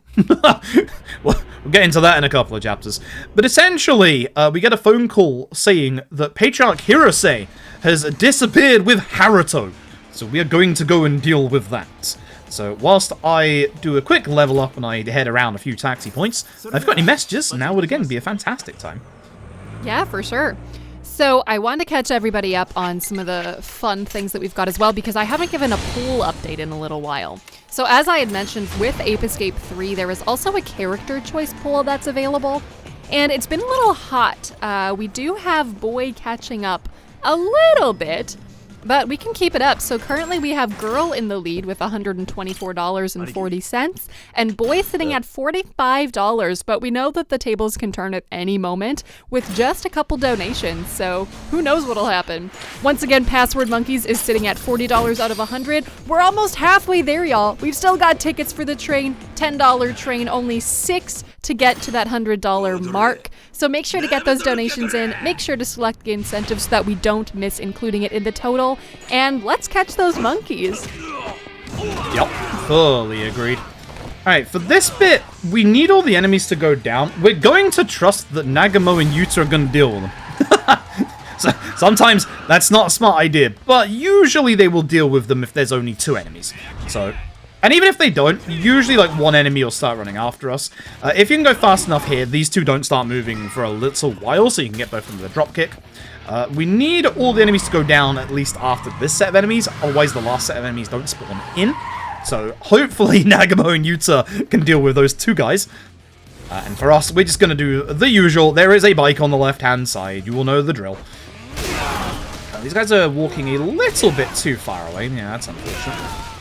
There's one enemy left. Again, dash attack is really, really good. So if there is one enemy, we can do that. They're running towards me, which shows that they have dealt with that enemy. And as long as we get the cutscene, that means they have dealt with them. Yep, very nice. So this bit is going to be... I'm going to be able to show off something that's a little weird with the Dragon Engine. So it's already happened once or twice with this run so far. With every action Dragon Engine game, it's a little different for LAD, which is a turn-based game.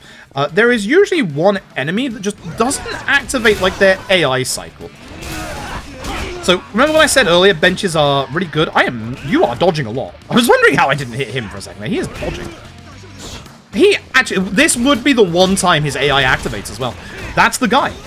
Beyblade! We've got a Beyblade! So if you saw on the right-hand side of the screen there, the guy who started spinning around in the air, that's what we like to call a Beyblade. I'm so glad you got to see one. Oh, that's fantastic. Oh, that is absolutely fantastic.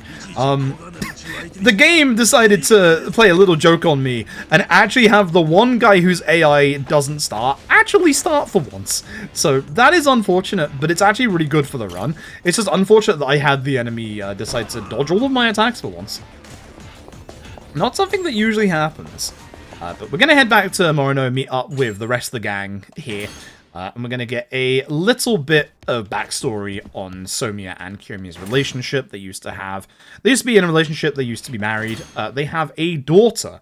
The daughter lives with Somiya. Nagamo, who, again, as you heard earlier, is in love with Kiyomi. Didn't take that too great. And we now have to find Patriarch Hirose. So, you can speak to all four of the boys here. The important one to speak to is Yuta. He has the correct answer. However, the quickest one is Nagamo. So the nice thing about this bit is that even if you don't speak to Yuta, who has the correct solution, you can go and do it anyway. So we're just going to speak to, obviously, Nagamo. We're keeping an eye on our attack buff here. It should be big enough for what we need to do. Unfortunate fight spawn. I'm going to despawn this as a just in case. That's a little too closer than I would like. If it was a bit further up, this is like it's not a full area trigger. It is, but you have to be like right on this door. Fun fact, if you're on base PS4, sometimes that cutscene will never load in.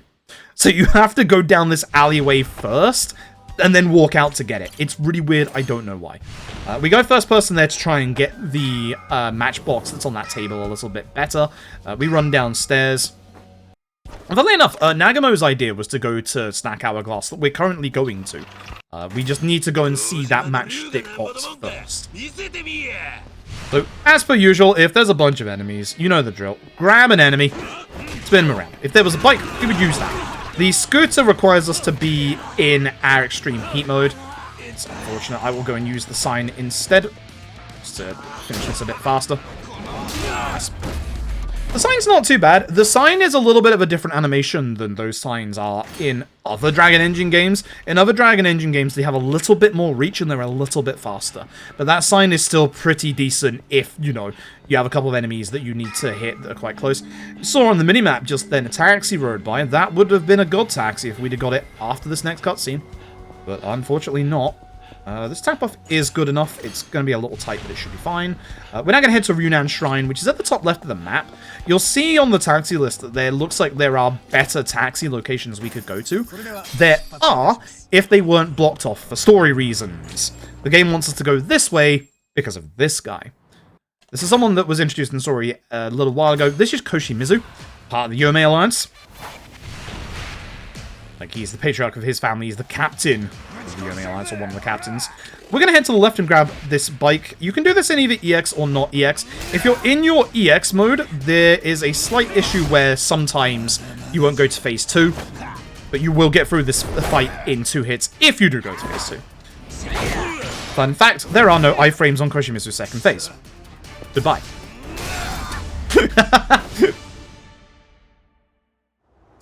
The old meme of bikes in the Yakuza games being very good coming true here as well. And we finally find out who is Haruto's father, and it is Yuta, not Tatsukawa. and everybody is a little upset by this. Folks, the cutscene that you're donated for is coming up very soon. It's after the next fight. I hope you are all excited to see what... If you've never seen Rugby Baby before, hope you're all excited to see what Rugby Baby is. There's a whole bunch of dudes. The Men in Black, that's unironically a reference to the Jingwon in K2, and this is the Jingwon Mafia. So that's a really clever way of just being like hinting that, hey, yeah, this is the Jingwon. So once again, we grab a bench, and as you can see, 6 hits. And with that, I hope you all enjoy Rugby Baby. This is fantastic. I should preface this by saying that they are after Haruto, by the way. He is the heir to the Sayao Triad.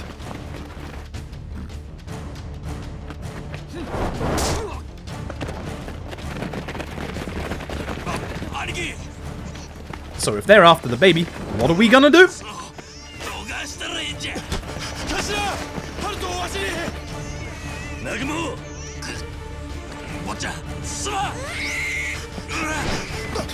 I don't recommend this in real life.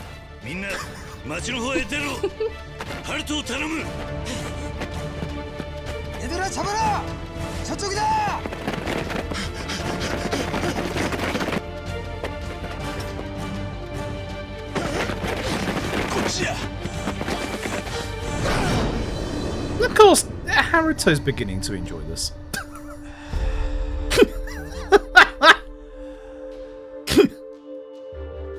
It's the slow motion that makes this so good.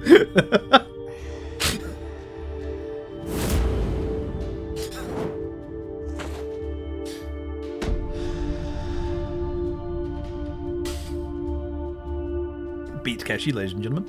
Non-binary friends.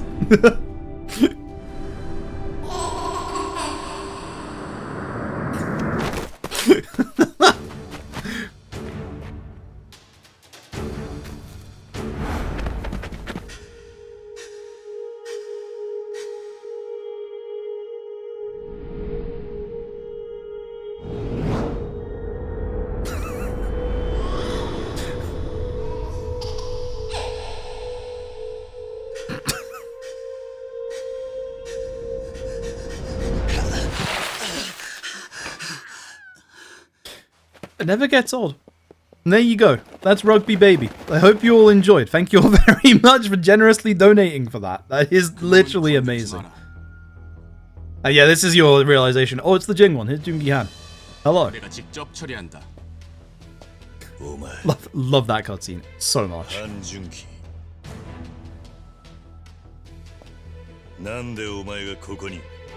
Now, unfortunately for Jungi-han, he pushes us in this fight to a specific spawn, and that's not good for him, because there's 2 benches next to me. So Jungi-han has made a very big mistake. If you've seen this run so far, as you probably know, benches are pretty good. So we're going to go into our EX, grab this bench, and we're going to swing. So poor Jungi-han is unfortunately going to feel all 6 hits of this bench. Ah, we've got the issue. So, see there? This was supposed to happen way earlier, but obviously it didn't. So, unfortunately for Jungi-han, he really shouldn't have spawned me next to some benches. He just fell down. That is not the end of Jungi-han. The next boss we're going to deal with is unironically Jungi-han. So, let me go into my menu. I'm going to do a little bit of an attack buff. Perfect. 180 is perfect. And then we're going to head over to the Hirose family office. Yuta joins us, and somehow he lost Haruto. After all of that, he somehow lost Haruto. So we're going to have to go and get the gang together, and then obviously go and get Haruto back. So, as you can probably guess through the whirlwind of emotions that Yuta is undergoing, realizing that he is Haruto's father, Nagumo gives him a little bit of, you know, encouragement. Breaks the door. So, we're gonna head to the docks. Jungi-han has taken Haruto over to this old fishing boat place. This is a fight spawn here, but nicely, for some reason... Oh, that's bad. Kiryu-no! I hate it when he walks over this bike. When he walks over the bike, I can't actually use the vending machine. It's really weird. Like, even if you slow down, sometimes Kiryu would just walk over the bike. But thankfully, if you do get into the fight, you are next to a bike. So, it does work. You might notice I just spun a little bit there. That's because the trigger for this boat is, like, quite far up the ramp there. If you have perfect movement, you can actually get to the boat before you take the CC lemon. So I wanted to make sure that I made sure that I took it, because we want this CC lemon again to last for the majority of the set piece. Once again, whole bunch of guys here. Again, running and grabbing enemies is a very viable strategy, as is the barrels on the left-hand side. This pipe is also actually not too bad as well. I didn't actually mean to pick it up, but it's, as you can see, very big, long range to it. Thank you. Thank you. So, yeah, we're going to use the barrel. These enemies also like to guard a lot. All of them are kind of weak, so I'm going to do this to Lee and then grab something else and throw them, hopefully. Now, thankfully, your allies can actually help you a whole bunch in this part. These barricades take 5 physical hits, or 3 hits if you have a weapon. I could have grabbed the pipe on the way, actually. It would have been a little bit faster. You also want to be very careful. If you see all of these, like, you know, little areas around that have the, you know, the, like, white and the black and yellow stripes that indicate, like, you know, kind of like construction danger. Yeah, those bits you can fall over. Usually they finish that enemy way faster than we finish as, so I'm a little upset at them. So yeah, these little bits on the side here. And despite me saying that, I'm going to do something stupid right here. We can actually die here if we mistime this. If you do a dash as you jump over, you fall down really fast. And again, grab an enemy and throw them. This will start the second phase of this fight. This lovely fella's going to start kicking down these barrels, and as you can probably guess, these are explosive barrels. So, that's not great. Fun fact, those explosive barrels will hit everybody. Even then. So actually, it's not that bad. Now, we don't want to rely on them because it takes a while for them to get into the fight. Ideally, he wouldn't have hit me there if he did. Usually the aggressive ones are actually the 3 that I just, or the 2 in this guy that I just took out with the construction sign. Once you take care of enough enemies, you will drop down from above. I don't want to be near that, so I'm just going to move away. Cool. Oh, that's unfortunate. Okay, I'm going to grab the sign and we'll finish him off. Again, your allies can help a lot. Now, there is one part of this fight. Those bags in front of us that you just flew towards, that we don't actually want to go towards, those bags are going to appear in a couple of set pieces, including, obviously, this one. If you hit those bags, they contain, like, you know, construction equipment, and, like, they kind of go up in, like, a cloud of dust that stuns you. It stuns the enemy as well, but it stuns you for longer for some reason. So we really don't want to fight anywhere near those bags. So for these fights, we will be intentionally, like, not trying to get anywhere near them. You can probably tell I'm staying by this cone because, again, this cone will take care of this barricade in 3 hits when we can actually use it. I want to be careful not to, obviously, you know, stand on it, because a dragon engine will break the cone, unfortunately. So we'll just do 3 heavy attacks. And this bit is really scary for a lot of different reasons. So I'm going to hopefully get a good throw here. We want this to hopefully explode and hit all the barrels. That might not hit them all. It did not. That's unfortunate. That's also not going to hit. I don't know where I'm throwing that. Ideally... Actually, it will. Nice. Good chain reaction. Ideally, you want the first barrel to explode on this one. For some reason, because of obviously the barrel's ability to bounce, that can be unfortunate and you can miss the first barrel. We're going to have to do that again one more time during the set piece, but we have scarier strats. This jump looks a bit weird. Do not take that jump at an angle. You must take that jump like that. That jump is really bad. If you miss, you fall in the water. Usually, Yon there is close enough to get with the throw as well. He moved back a little bit, which is unfortunate, but as long as you, like, leave him till last, he has low HP because, like, you hit him with the first, like, spin of the throw anyway. So you just want to make sure that, obviously, everybody else goes down. So this is our kind of wild strats. I'm going to go into my EX mode. One thing I haven't talked about with the EX mode is that when you're in your EX mode, you can't die. Thank goodness. Because we go in the explosion. It's still going off. I can still hear it exploding. And thankfully, that did take care of everybody, so we can take care of this barricade. Because this is a marathon, I am not risking this next bit. I'm waiting sometimes to open my menu when we're on, like, ladders and stuff like that. That stops the animation of us getting our phone out, so it saves us a little bit of time in that regards. But yeah, no, I'm not gonna risk this guy, because as you run past, yeah. He usually can do either that attack, or he can do an attack that's a lot faster paced. And obviously being at 1 HP, if he hits me, that's just game over, and I'd have to go back to the checkpoint, which was the phone call that we got from Jungi Han. So, yeah. Definitely gonna take the just-in-case route. He's actually okay, you can actually see him breathing on the left, jump over, and then we're gonna get to the Jungi Han fight. This is why we wanted our attack buff to hopefully last.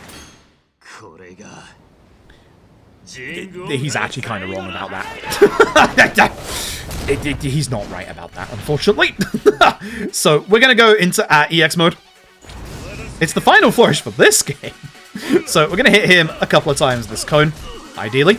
Hopefully the attack buff lasts long enough. Again, this looks like it'd be a damage QT, but it's not. Again, the next damage QT that we'll actually get to is literally the last one in the game. In with the last hit this cone, hopefully grab this one in time, and hopefully, yeah, good. That's why you want that attack buff to last. If you can get the attack buff to last, you only need one more cone attack, and it just goes really, really fast. Not too bad. So, unfortunately for Jungi Han, gets shot. Unfortunately, so does Master Zoe, and we don't know who did it. So, we're going to have to try and figure out, obviously, who that was. Because Jungi Han was about to tell us... whoops, tips menu. Jungi Han was about to tell us something that we mentioned very briefly earlier. The Secret of Onomichi. The Secret of Onomichi is going to be a plot device that is going to be essentially the big plot device for the rest of the game at this point. But we are going to head back to Kamurocho. Because unfortunately, because Yuta and Haruto are the heirs to the Sayo Triad, the Sayo Triad are going to keep going after both Yuta and Haruto until, obviously, you know, something happens. The way the Sayo Triad works is that, you know, the next heir is supposed to, you know, take over. Now, unfortunately, the next heir is unfortunately passed away. Big Low's son, Jimmy Low, off-screen, has unfortunately been taken care of by the Tojo clan. Oops. So, essentially, because of that, Yuta is what is known as a Heihaizi. So, essentially, a Chinese family can have one child, but they can't have, like, a second or something like that. So, Yuta was taken here to Japan instead. That's how he knew Tatsukawa. Tatsukawa was working with Big Low for the Sayo Triad. Blah, blah, blah. It all basically amounts to this. So, Yuta has a grand old idea that he proposes to us, that he's going to go and speak to his dad. If only that was all the plan. Unfortunately, Yuta has a worse plan. Yuta leaves us and Date with Haruto and goes to speak with Big Low alone. Now, unfortunately, Yuta's big plan is to go to Little Asia, drunk, and unfortunately, Little Asia is made of wood. Yuta has decided that if the entire place gets set on fire, then they won't go after Haruto anymore. That doesn't sound like it doesn't make any sense. No, it doesn't. So whilst I go here and grab a CC Lemon for the upcoming set piece, if you've got any messages, again, now would be a perfect time. Yeah, absolutely. Thanks, Froob. So I just want to remind everybody that for this upcoming incentive, there we go, we only have until the end of this run to meet it, okay? It's not to scare anybody. It's not to, you know, make it seem daunting, but we need 6 $10 donations or 12 $5 donations or 24 $2.50 donations. Yeah. And if we can hit that, then we get another incentive. And I mean, you've seen what happens when we get these incentives. We get beautiful moments like Rugby Baby as the parent of a child that age, pretty much. I don't know how I feel about it, but it was still beautiful. So make sure to get those donations in, folks, and we can make some more beautiful moments together with some password monkeys. So thanks so much, y'all. As said, definitely don't recommend that if you have a child. Definitely do not recommend that. But don't try this at home. Definitely not. So, as you can see, the place is conveniently very on fire. So we're going to take care of all of these enemies, and after we take care of them, here's Ed. He's just chilling in his office while the entire building burns down. Alright. So you might remember earlier, we dealt with Ed by giving him a fear of chairs. Let's carry that fear on. We should have enough damage at this point that we should be able to two-shot Ed with this chair. Thankfully, this version of Ed doesn't have any iframes after the mid-part of the fight, so we just take care of him this way. Now, one thing about the barricades that I didn't mention earlier, if you have a heavy weapon, like, say, a chair, you can actually take care of the barricade in one hit instead of multiple. So that's why I grabbed that chair there, just to break that barricade a little faster. And we head up to find Yuta and Bigelow. And Bigelow is unconscious. And, of course, we don't agree with what Yuta's doing. He's being a fool. So we're going to teach Yuta some sense.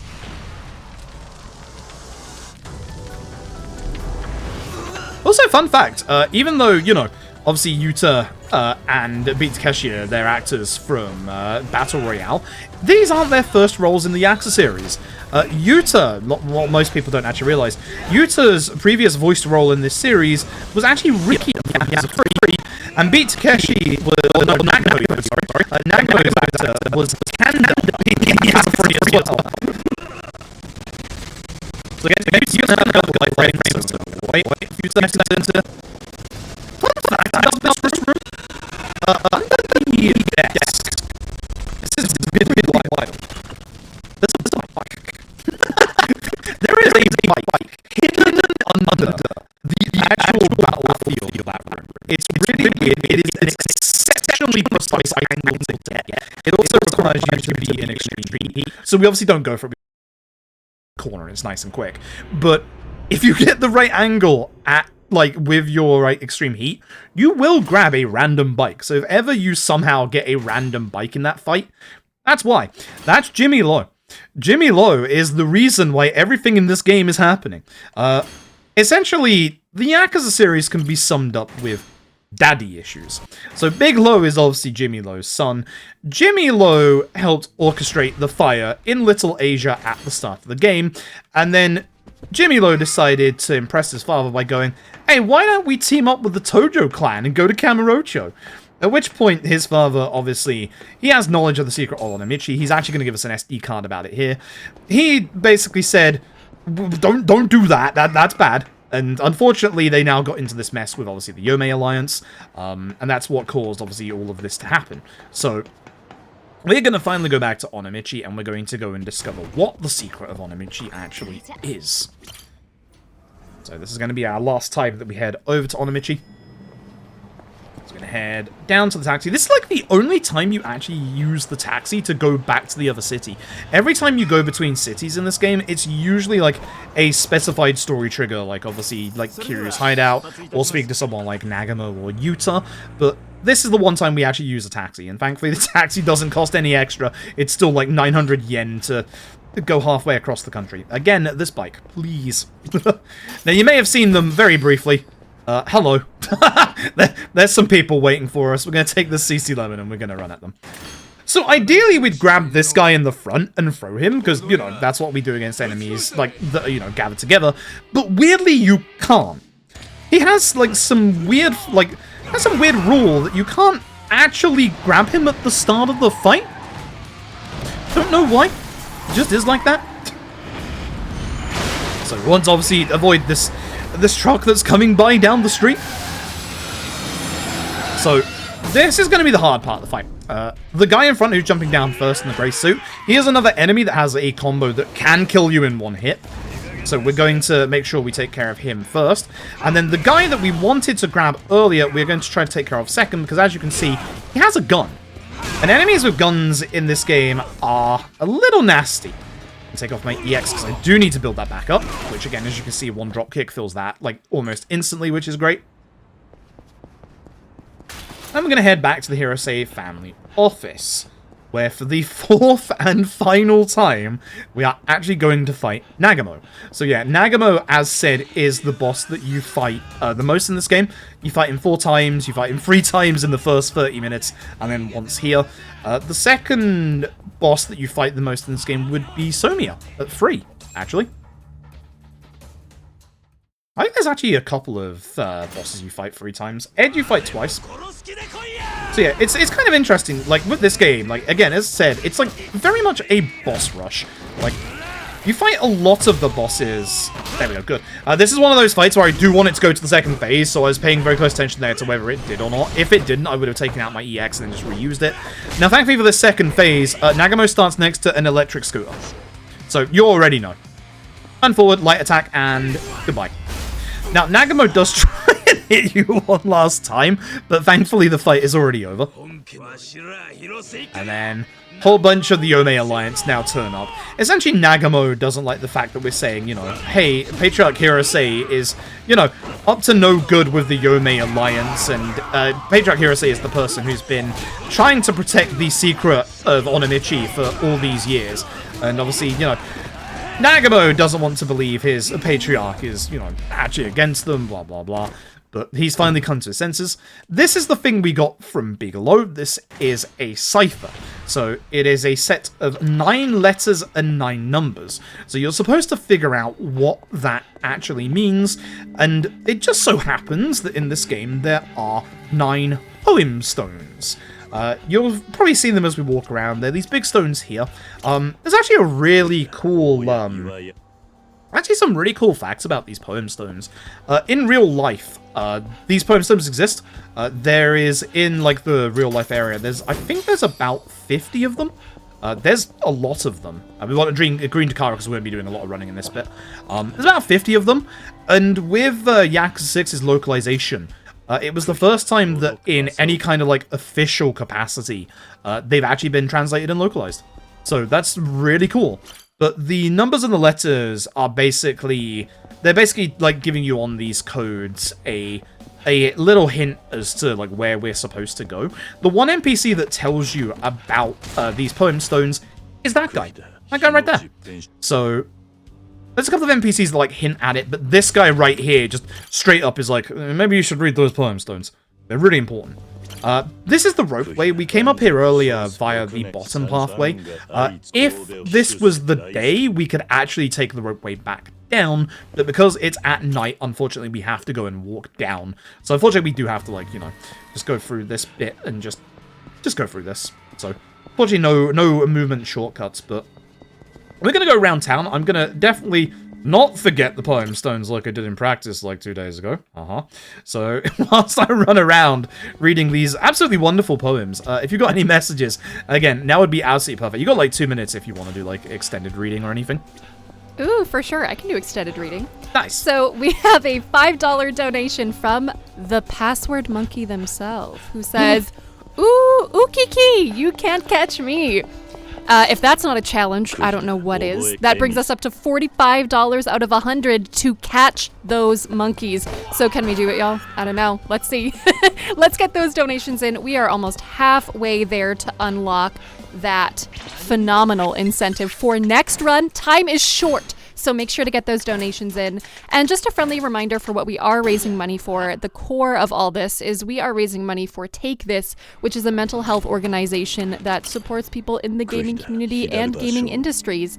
And as we know, an estimated 1 in 2 Americans will be diagnosed with a mental health condition in their lifetime, and approximately 1 in 5 Americans will be diagnosed in a given year. So we know that in your families, in your communities, this is such a big deal for yourself as well. And this is a cause I hold dear to my own heart as well. So make sure to get those donations in to not only get some fun runs, fun incentives, but to support those around us as well. Thanks so much for your donations, everybody. Yeah, no, I want to extend my thanks as well. It's a really good cause. I actually have suffered from mental health challenges myself when I was younger. I used to have very severe agoraphobia, so being able to raise money for such a wonderful cause means a lot to me. And I want to thank everybody who has like put forward their support, like donations, watching the event, telling your friends about the event as well. Just thank you all so very much. Like, it means a lot. I didn't mean to get this green car, but I did. Ah, that would have been such a good taxi. So, there is a god taxi coming towards us here. Unfortunately, like, this is the last poem stone if I didn't make any mistakes, which, nope, I didn't make any mistakes. That taxi would have been perfect. So, that is very unfortunate. Because I could have grabbed that taxi instead of having to run down to this taxi, so, oh well. Never mind. Never mind. This is, like, one of the last times in the run that we can actually get lucky with our taxis. So, we're going to head back to the Hirose family office, go meet up with the others, and then we are going to find out that this code is leading us to the graveyard. we have to go and find the grave of a Yamano Dodai. This is one of those times, like, again, we can get, like, a gold taxi here that just helps a little bit. We can go up the stairs to the left, but there is a lovely taxi spot that can actually take us there. I've got to mention, Saigo that we walked past there, he's in Yakuza 4 and 5. He is the second sub-story that you have to do for Amon. So once you do Sadachi, once you do Saigo, good, my game didn't crash, thank you. Rarely, like exceedingly rarely, that cutscene right there will crash you, but thankfully using the taxi creates an autosave, so if it does crash, you do have an autosave right there. Keeping a very close eye on my minimap for potential taxi spawns. Unfortunately not. We will be taking a taxi in this bit anyway, and we will also be doing our last level up. Run forward here, head to the docks, which is thankfully the first spot on the list. Go to stats. We're obviously going to get our attack up to max at this point, which, as you can see on the right hand side, has been extended because of the equipment that we're wearing. And with that, that's our last big level up. And that, as said earlier, breaks the soft cap of 200 and puts us at 241. We're going to take this CC Lemon. Big set piece coming up here. Very, very long. We need this to last, hopefully, until the final boss, which is kind of hard.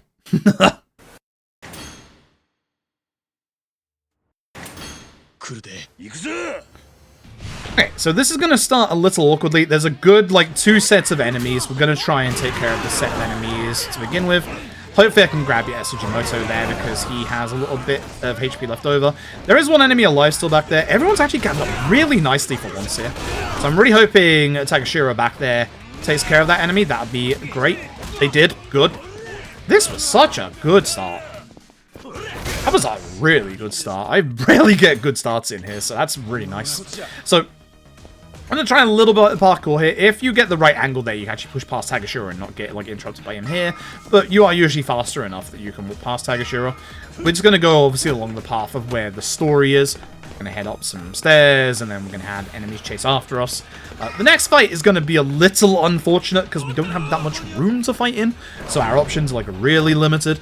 But we're all going to go across, like, this balance beam here. So, yeah, once again, if you've got any messages, now would be a perfect time, because we're going to be in here for a while. Do I have a message for you? I have 4 incredible messages, actually. First one, just to say, we met our incentive for the password monkeys. They've been caught. Nice. So congratulations, y'all. You really pulled through, and we've met that incentive. I'll read a couple donations. Cut me off whenever you need. Good. Keep going. I can go. We have $25 from Zokubun, who says, "Don't monkey around, chat. Let's go bananas for Ape Escape and take this." And you got it, Zoku. We did just that. We also have $10 from Laszlo, who says, "1 ticket, please." Wait, did you say something about there being monkeys on this train? Uh-oh. We also had $20 from Calliope, who says, "Catch those monkeys." And a $10 anonymous donation. And that is our incentive met. So thank you so much, everybody. We caught those monkeys. That'll be showing up for Ape Escape in the next run. And thank you for supporting Take This. Yeah, thank you very much for all your generosity. It's going to be good to watch. I'm going to enjoy watching that.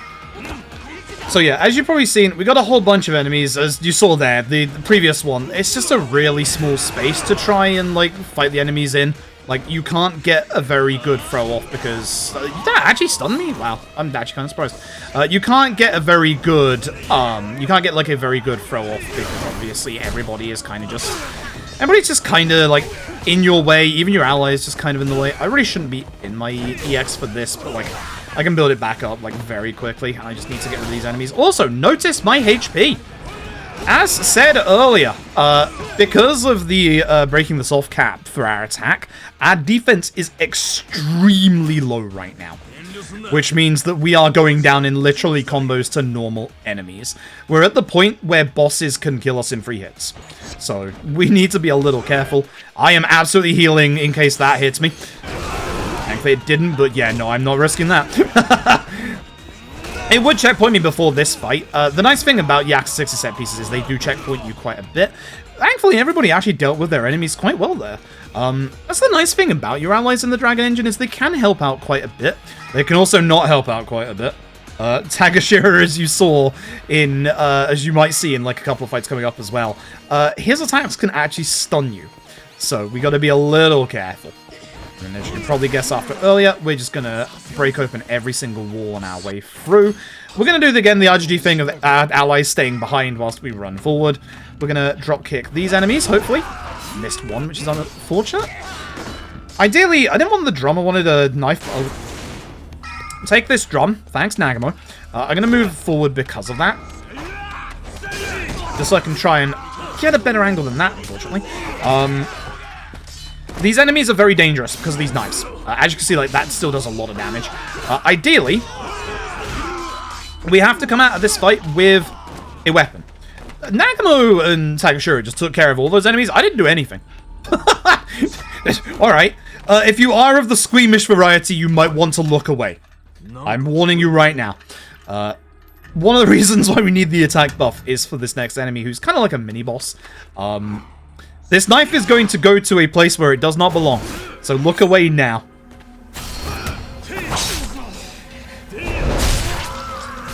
Yep, that is not supposed to go there. You can look back now. It is gone. But yeah, that's the most like violent heat action that we have in this run, and we have to do it to that guy because obviously, you know, it's one hit and it just takes care of him. What I did grab in this set piece is I did grab an extra stamina and XX just in case. My healing items should be good, but that's more for heat purposes. This cone we're going to take into the next fight. This Toughness Infinity, this is one of the best healing items in the game. It heals you to full your HP. You might think, why don't we take one of those barrels into this fight? That little drop there is enough for us to drop the barrel. Soma here is the annoying enemy. You might think, you know, why don't we grab him? We are going to, but as you'll see, unfortunately, Soma likes to just get back on his feet. So, unfortunately, Soma is a bit of a pain, and ideally I would have liked to at least hit him twice. But, thankfully, one of the enemies does drop a dagger as well. You can tell that fights in this get a little bit hectic at times. Again, ideally, I really want my attack buff to last until the next fight. It should be enough to do enough damage in the first phase. That should be fine. And again, you're not going to have a piece of media beat Takeshi and beat Takeshi being pretty much, you know, a force to be reckoned with. So, Beat Takeshi is now going to do his best Tombury impression. He's going to grab a knife and start, like, walking towards us. And if I can get this off quick enough... Nope, unfortunately not. This should still be enough, but ideally, if I still have my attack buff, this will get him to, like, half HP. These sets of QTs are really weird. If you're playing above 60 FPS, these QTs can actually be... They can actually not register for a couple of seconds. It's really weird. But because of Dragon Engine shenanigans, for fairness for the board, every Dragon Engine game is like locked to 60 FPS. So with 60 FPS, it's fine. If we run backwards, by the way, the Ghost of Christmas Past. Hirase is actually like standing there. It doesn't make this occur any faster, but it's just a funny little that's his spawn position. Now, ideally I would have hit that because I would have got my heat back. If you'd like to do the last fight's QTE, I would appreciate that. Thank you. I do not want to get hit by that. We can't finish this fight until we get one last QTE, so I'm kind of hoping that will happen, because it doesn't happen when you're in your EX half the time, so... Beat Takeshi, if you would like to, you know, try and hit me, I'd appreciate that. Not like that, not like that. You are giving me some problems today, huh? Alright, let's just do this. See if he actually gets it with this, because he can do. One thing that I haven't mentioned, you'll see, like, he's supposed to, like, end the fight here, but... Okay. Thank you. About time. What can happen, as you can see, is the fight just doesn't end. You have to see, like as I said during the Matsui fight, you have to see certain fight QTEs to be able to end this fight. I've had that be like that delayed a couple of times, but boy, boy, that was exceedingly delayed. Thank you, Beat Takeshi. I appreciate it. So we finally figure out what the secret of Onamichi actually is, and the whole, you know, Iwami Shipbuilders is a very, very good front, because in secret they've been working on a very specific boat that goes by the name of the Yamato Mark II, which if you know your, you know, maritime politics, that boat shouldn't exist. So, unfortunately, Kazuma Kiryu has shown to the world this boat that should not be there. So at this point, this shadowy organization behind the scenes that is, you know, a whole bunch of politicians controlling the country, blah, blah, blah, are not too happy with Kiryu. So Somia's come to warn us about them. You'll get to see the boat very briefly right there. And we are going to now head back to the Headspace family office. This bit's a bit weird. We want to run really fast here. You can probably hear a fight spawn. So if you stay by the docks, you're pretty much guaranteed to get a random fight spawn. You have to run out of here, like, relatively quickly, because one, stamina concerns, and two, if you stay around too long there, you will actually get into a random fight that just doesn't exist. So, yeah, we want to go fast there. Also, it is the middle of the day. This man has a rocket launcher.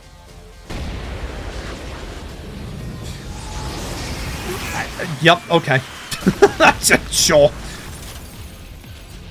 So, we're going to deal with these enemies. There's speed tank for this bit. It can be a little hard to pull off. It depends on the enemy's AI and their aggression. So, we're going to try and get, a good kick to begin with. And then, ideally, I want the bike. Unfortunately, it broke in my hands because he hit me. So, unfortunately, that's going to make this a lot harder. And, unfortunately, a lot slower. I'm actually going to try and get the other bike whilst they deal with that last guy, hopefully. Because this bike, as you can see, is like outside of the map arena. So, if you look in the top left, that should have made my bike go down to 2 durability, but you'll notice that my bike is still at 3. Reason for that is that every single time you change over to a new part of this fight, it actually replenishes the durability on the bike.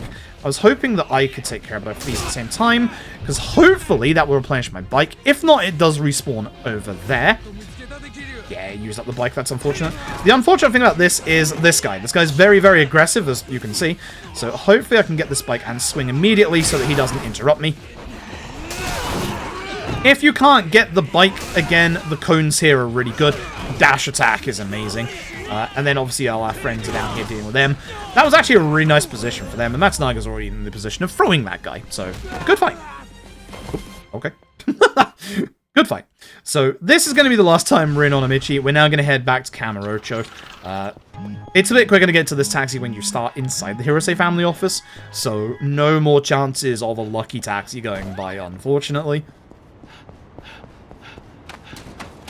We have to be careful here because a taxi to Kamurocho appears on the top of the taxi list. You would think you could use that to just go back to Kamurocho, but because this is a story-based one specifically, we have to go to this futon and tell the game, hey, it's time. So that is the last time we'll be in Onomichi for this run. And we're now going to head over to the police hospital because Haruka has finally woken up. So, we're going to go see her, obviously take Haruto, Yuta's going to be there, we're going to write a letter in the background, and then we're going to get a call from Somia. So, we're going to borrow Yuta for a bit, that's definitely not going to end well. It wouldn't be a Yakuza game if at some point we didn't go to the good old Millennium Tower. We are going to deal with the Tojo and them messing things up again. So we're going to grab one CC Lemon from here. This CC Lemon will not last the entire set piece. This is a very long set piece. It's about 7 minutes long. If you're on base PS4, there is an unfortunate soft lock that can happen at the very end of it. But thankfully, we're not on the PS4 version. So we're going to take everybody and Akiyama, and we're going to go deal with the Tojo clan. So once again, whole bunch of enemies, throw them. They all start quite close together, so you can get usually a really satisfying throw here, as you can see. I'm going to try... I didn't want to Shinoda there, because Shinoda is usually one of the enemies that has a lot of HP. Everyone's actually gathered up really well here. If they're on the floor, just try giving them, like, either the double light strong kick or that. If you have an enemy that has a lot of HP left, just try and grab, try and throw. You know the drill. Ideally, your teammates would also help out a bit. That's not too bad. And then we'll head inside. You don't actually have to take care of every enemy in here, but I will be taking a drop kick to that guy. Ideally, I would have hit a few more of them. That's fine. And then I'm going to take care of these enemies here. So there's a couple of enemies on the right-hand side. You'll see they'll start running towards me. I'm going to walk behind and grab seconds so that hopefully everyone gets together. And then we can do, like, obviously a lot of throw damage. Imura, if you could hurry up a bit, I'd appreciate that. Thanks, buddy. Hopefully, ideally, once we've taken care of all the enemies, everybody else that needs to be taken care of has been taken care of. Again, a good old throw in this part. That's unfortunate. That animation stops you from grabbing that guy. Very rare that he will get that off before you can grab him. So, take care of you, and then take care of everybody else on this side. I was hoping the dash attack would grab this guy as well. I'm going to do a normal attack here because that'd be faster than throwing. And again, we're going to do the Yakuza thing of have half of our allies stay behind while we go forward. So because this is going to take a while, now would probably be a great time for messages. Once we get out of this set piece, that is going to be close to the end of the run. So yeah, I think that is a great time for messages. Yeah, absolutely. So I want to update everybody on a brand new fresh incentive that we have opened for the end of today. So for the Resident Evil HD remaster, we have a category upgrade to get any percent to the best ending.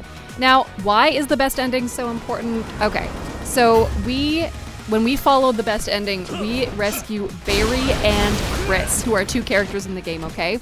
If we don't do that, they don't get to return home to their families.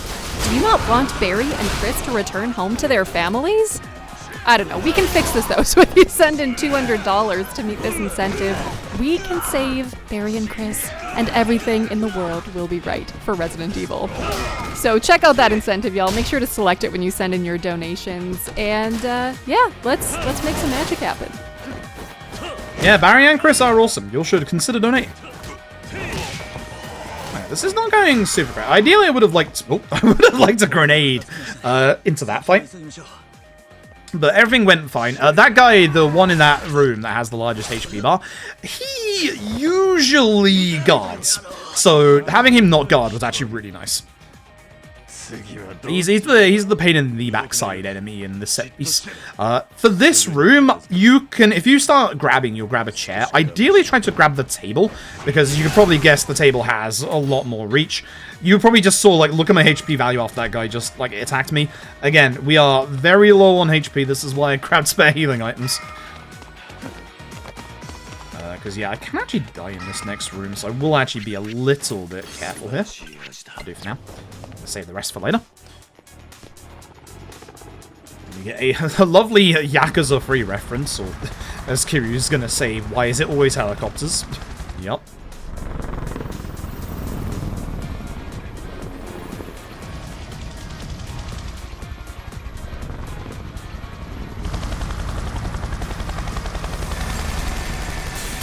The nice thing is, every version past the PS4 version of this game, they actually added a filter to scenes like that either were like really loud or like really bright, and they actually like dimmed the screen a bit for those scenes. That's really nice. That's really, really nice. Take care of the guy with the machine gun first, because you can probably guess he can take you out in one combo. Nice, everyone got together. That's really nice. We're going to head behind this pillar. Please, out of the way. If you get exceedingly unlucky, and we've not seen it yet, but I can guarantee you it's going to happen to somebody at some point. A piece of furniture can knock you out of there, and you can get hit by the bullets. It's not an insta-death. The way the helicopter bullets work is that they have like a bit of a lingering hitbox as well. You'll actually see that coming up with a little bit of speed tech in a little bit. If I needed a spare healing item, there's a toughness CZ on the left-hand side. I'm pretty good with my healing at this point. I also have a spare stamina and XX, so we should be good. I want to try and get a dropkick on these two. Unfortunately, I missed one of them, because we want to try and grab one of these seats and just keep spinning. Ideally, we get Enomoto with this one. If we have to take care of one of the enemies, Enomoto here is the better choice rather than that guy. That guy will go down in one like very quick dash attack, or just a couple of normal attacks. So, this is another, like, slight differential version between the PC and the PS4 versions, where this fight on PS4, the guy with the rocket launcher ahead of us, he attacks us with that rocket launcher, like, immediately, which is really good because it takes out the enemies behind us. He actually did for once. Yo! Nice. Usually on the PC version, he doesn't do that, so that is actually very fantastic. Ideally, we'll grab an enemy here and throw them. That's bad. Yep, that's why that's bad. Or grab this grenade. That took care of... Oh, actually, that grenade took care of the other enemy. That's not too bad, actually. If I heal here, I will have enough health for the trick that we can do. But ideally, you want to grab the hand grenade off of one of those enemies there for this phase.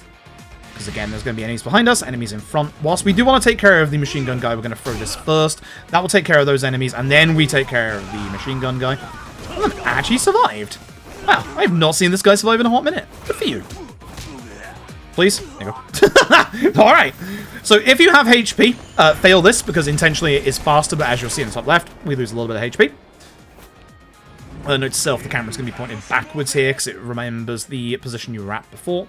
So we'll have to... Oh, it didn't. Oh, wow. Okay. So we will hit these two with the seat. Ideally, we can take care of them both of them at the same time. If you push them towards this barricade, you can just break the barricade on the second hit. We're going to go into our extreme, because obviously we can't die in this. You'll see that the helicopter does a lot of damage over, like, 2 little hits, and it just makes it so that we can rush up here and take care of the helicopter a bit faster. If you're on base PS4, I hope that this next phone call actually loads for you. Because on base PS4, there's a very rare chance that this next phone call doesn't load in, and if it doesn't, you have to redo this entire set piece. So cancel that, go into our menu real quick, stamina and X, and run forward. Go. Okay, so Somia round 3. We're going to do this fight in a very, very specific manner because we are going to try and get a bit of speed tech in the middle of this fight. So we need a little bit more heat at the start, and we want to do a little bit of damage. So we're going to use a charge attack. Charge attacks are very, very good for that. Just as the fight starts. And Somia won't guard at the start of the fight. We're going to run over here, activate our EX, and grab this ice bucket. And then we're going to hit Somia with the ice bucket a couple of times. He's like, this is a very, very tight timing. I very much need to get to Somia's next phase whilst I'm in my EX mode. So, last ice bucket, run back this way. You can use a stool and use another ice bucket. Nice, okay. So I'm still in my EX. That's the important part for this bit. So, there's something weird that can occur in this next bit. As long as you are in your EX mode, going into this cutscene, we actually want to fail this next cutscene. Or this next QTE, I should say. So we do this intentionally, and something weird's going to happen, hopefully. The game is supposed to carry on, but for some reason, here we are behind the bar with Somia. And unfortunately, Somia does like to like actually really hit you hard here, so feel free to run out if you're having a problem, because I certainly am. Somia. He is so aggressive in this final phase. He almost took me out. Wow. Alright. Enough. Thank you. Enough. Thank you, Somia. We get it. You're a really cool boss that has a really good soundtrack. It's kind of scary being behind the bar. If you're behind the bar, Somia just, like, completely tries to demolish you. It's very, very scary. So, with that, we only have 2 more bosses left. We're going to go and see Nagamo real quick. If I needed a heal, I could go grab one now, but thanks to that last set of bentos, which I'm very glad I bought the extra bentos, that's for sure. We should have enough healing with this. These last 2 bosses should pretty much go the same way each time. I have a lot of heat as well, which is nice. I think I should do a dash attack still, right? Yeah, for the damage. Should be good. Speak to Nagamo. We are ready to go. It looks like we're supposed to have like a big set piece here, but now we just go straight to the final 2 bosses. So, Koshimizu. This is Koshimizu round 2. Koshimizu round 2 is the only boss in this game that has a second phase.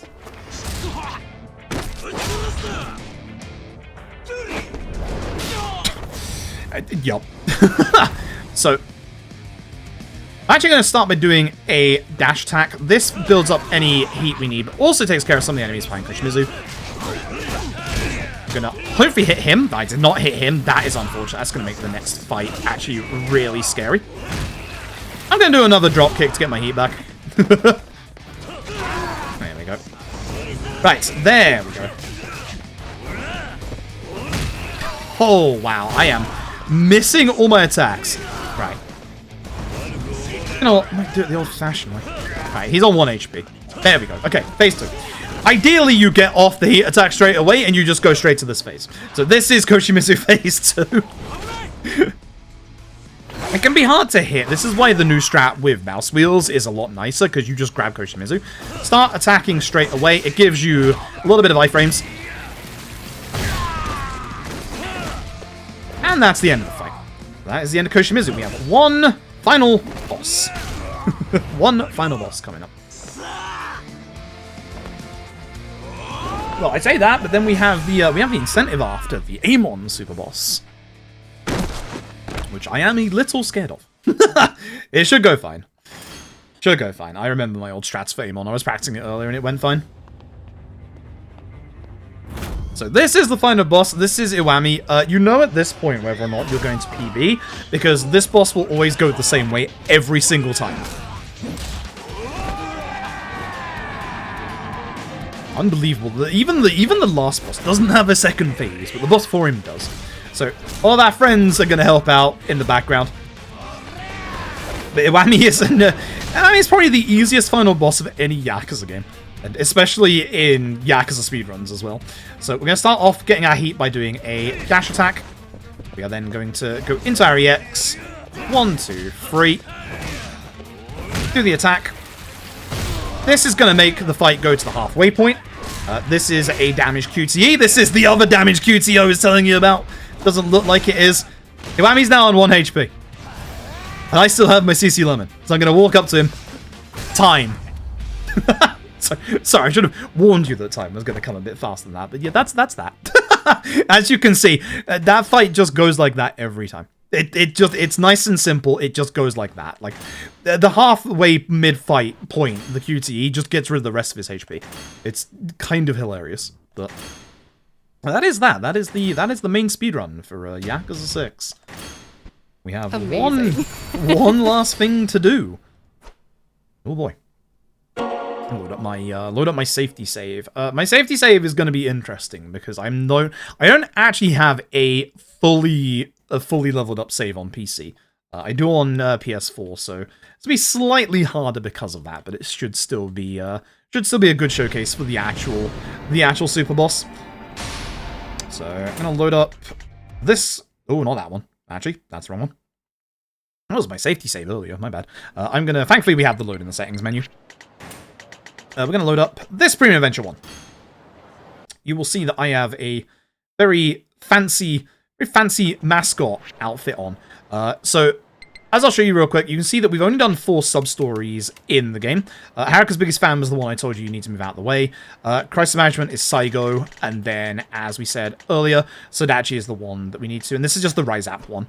So, you'll see that on my stats on the right-hand side, we have 50 defense. This is the old speedrun route, where we also got this thing called the Bloody Fundoshi that raises our defense by 20. So for this super boss, we are going to be going in with half of our default defense. Our attack is soft cap broken to 255. We don't have the points to be able to like hard cap it to obviously the thing. We have a couple of upgrades, including the Tiger Drop. We don't have the Mastery, which increases the window. That helps a lot. So when you do the 2 sub-stories I mentioned, you'll get a text from Amon. He says it's time to challenge you. I'm going to invite him out to drinks. just because I can. The drinks that I am talking about are, of course, CC Lemon. So we're going to take out CC Lemon, and you'll get to see just how ridiculously broken CC Lemon is. So at the bottom of the taxi list, you will see Amon's Island. So, most Amon fights have a gimmick to them. This one does. So, for Amon, you can take him down in the normal way. Like, again, if you have the Tiger Drop, you can utilize the Tiger Drop. Again, timing on it is a little bit harder. That's a parry that we have, or that you can learn. There's your Tiger Drop. Does a lot of damage. The actual way to do this fight is to run up and do a running attack, which pushes him far away enough that you can get off a charge attack. Because if you do the charge attack when he's next to you, he'll just dodge it. You can do this fight legit, dodge past him, do a couple of combos. He'll do a couple of dodges as well. You can see his damage. This is also on easy. This is doable on legend, by the way. This is the quickest Amon fight that you can get to in the entire series. You only have to do technically 3 sub-stories. Now, you might notice there's something in the fight arena. There is a drone. Amon is now at the halfway point, so he's gone into his EX mode. We can go into our EX mode and do a bunch of EX attacks that would actually end the fight almost instantly at this point. So I want to show off the actual way that you're supposed to fight Amon. So when we get his HP down to the 1/3 remaining part, yes, you can do this on the harder difficulties as well. Amon gets a shield. Now, If you have enough damage, and you can do that with the hard cap breakage, you can actually just hit him through the shield. But at some point, there is going to be a return on your damage. He actually just got it there. That grab is annoying. But essentially, at this point, we are supposed to not be able to do that much damage to Amon. As you can see, our damage that we put out is a lot less. I want to be a bit careful of this. But notice something else has arrived in the arena. A Roomba. So, here's the gimmick. This shield... Do not spin. Thank you. The Roombas explode. Uh-oh. These are his Roombas, but by exploding the Roomba, there goes the shield. And then you are supposed to take care of Amon.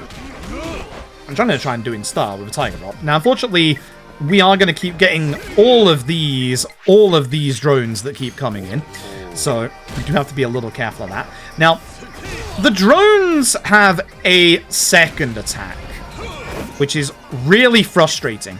One of the things you can do against Amon with shield is actually do a lot of heat attacks. Heat attacks still do a lot of damage.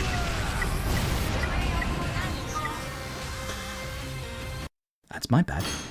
Again, I forgot they do that much damage. The actual explosions actually go together. So let me show you how to do this fast. Show you how to do this very fast.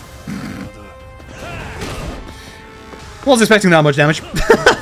Was not expecting that much damage. There's actually one other attack of Amon's that I'm actually trying to watch out for, which is Amon spinning. Amon has a spin to win move. Now, you'll probably see him. He didn't actually. You'll probably see him guard during this bit. So yeah, I'm just gonna get at this a little faster. Now here's the issue. If you get into this phase too early, he doesn't drop the drones. So you can't get rid of the shield like that early. So unironically, going fast in this Amon fight isn't necessarily the best thing. There is one move I do want to avoid, which isn't ironically the explosions. That one. Amon spins. And unfortunately, that spin will kill you. Especially when you have 50 defense. Nice grab. So even the Tiger Drop doesn't do that much damage when he has his shield up. If I can get it off. I'm waiting for a drone at this point, but should be able to finish him off. Oh yeah, one other thing. When he goes into the second, look at that damage. This is why 50 defense is very scary. When he goes into this phase, he has hyper armor. So you can't Tiger Drop and be completely safe during it. The Tiger Drop, nice popular meme, might negate damage, but the issue is it only does it once. So you do have to be a little careful. The other issue, there's my Roomba. Thank you for delivering that, I appreciate it. The other issue with this part, all of these drones that are flying around will eventually, I'm going to explode if I stay around here anymore. They will all actually fly after you and explode. And if you're not in your EX, especially at 50 defense, it will instantly kill you. I am in a bit of trouble. I'm in a lot of trouble. Let me get into my EX. No.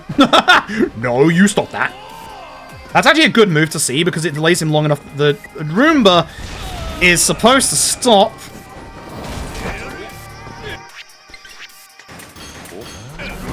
Yeah. Yeah, I've been on the end of that before.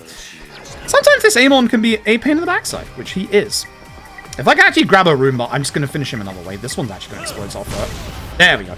What I was going to do is you can actually use your EX mode with these Roombas and just use a heat attack. So if I grab this Roomba, I'll just do this and then goes Amon. It's a lot easier when you get rid of the shield. As you can see, everything explodes. So the scary part about the Amon fight is that all of those drones that fly around you, when there is enough of them, which I think is like 20 of them, he then starts making them beep. They all converge, they all fly towards you, and they all explode. You can avoid it by, unironically, running away. And that's that. But that fight can be scary. As you can see, you can die very quickly. And of course, putting our defense down to 50, not the best strat. But it breaks our attack cap so we can go up to there.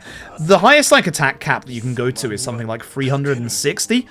So you can do a lot more damage than that. If you have the maximum attack, you can break Amon in about 4 heat moves, even on the hardest difficulty. But you can't repeat heat moves because he stops taking residual damage. So you have to keep doing different ones. You can do the one on the parry, one on the dropkick, one with the Roomba, and then just one of your choosing. So yeah, that was Yakuza 6. I hope you all enjoyed.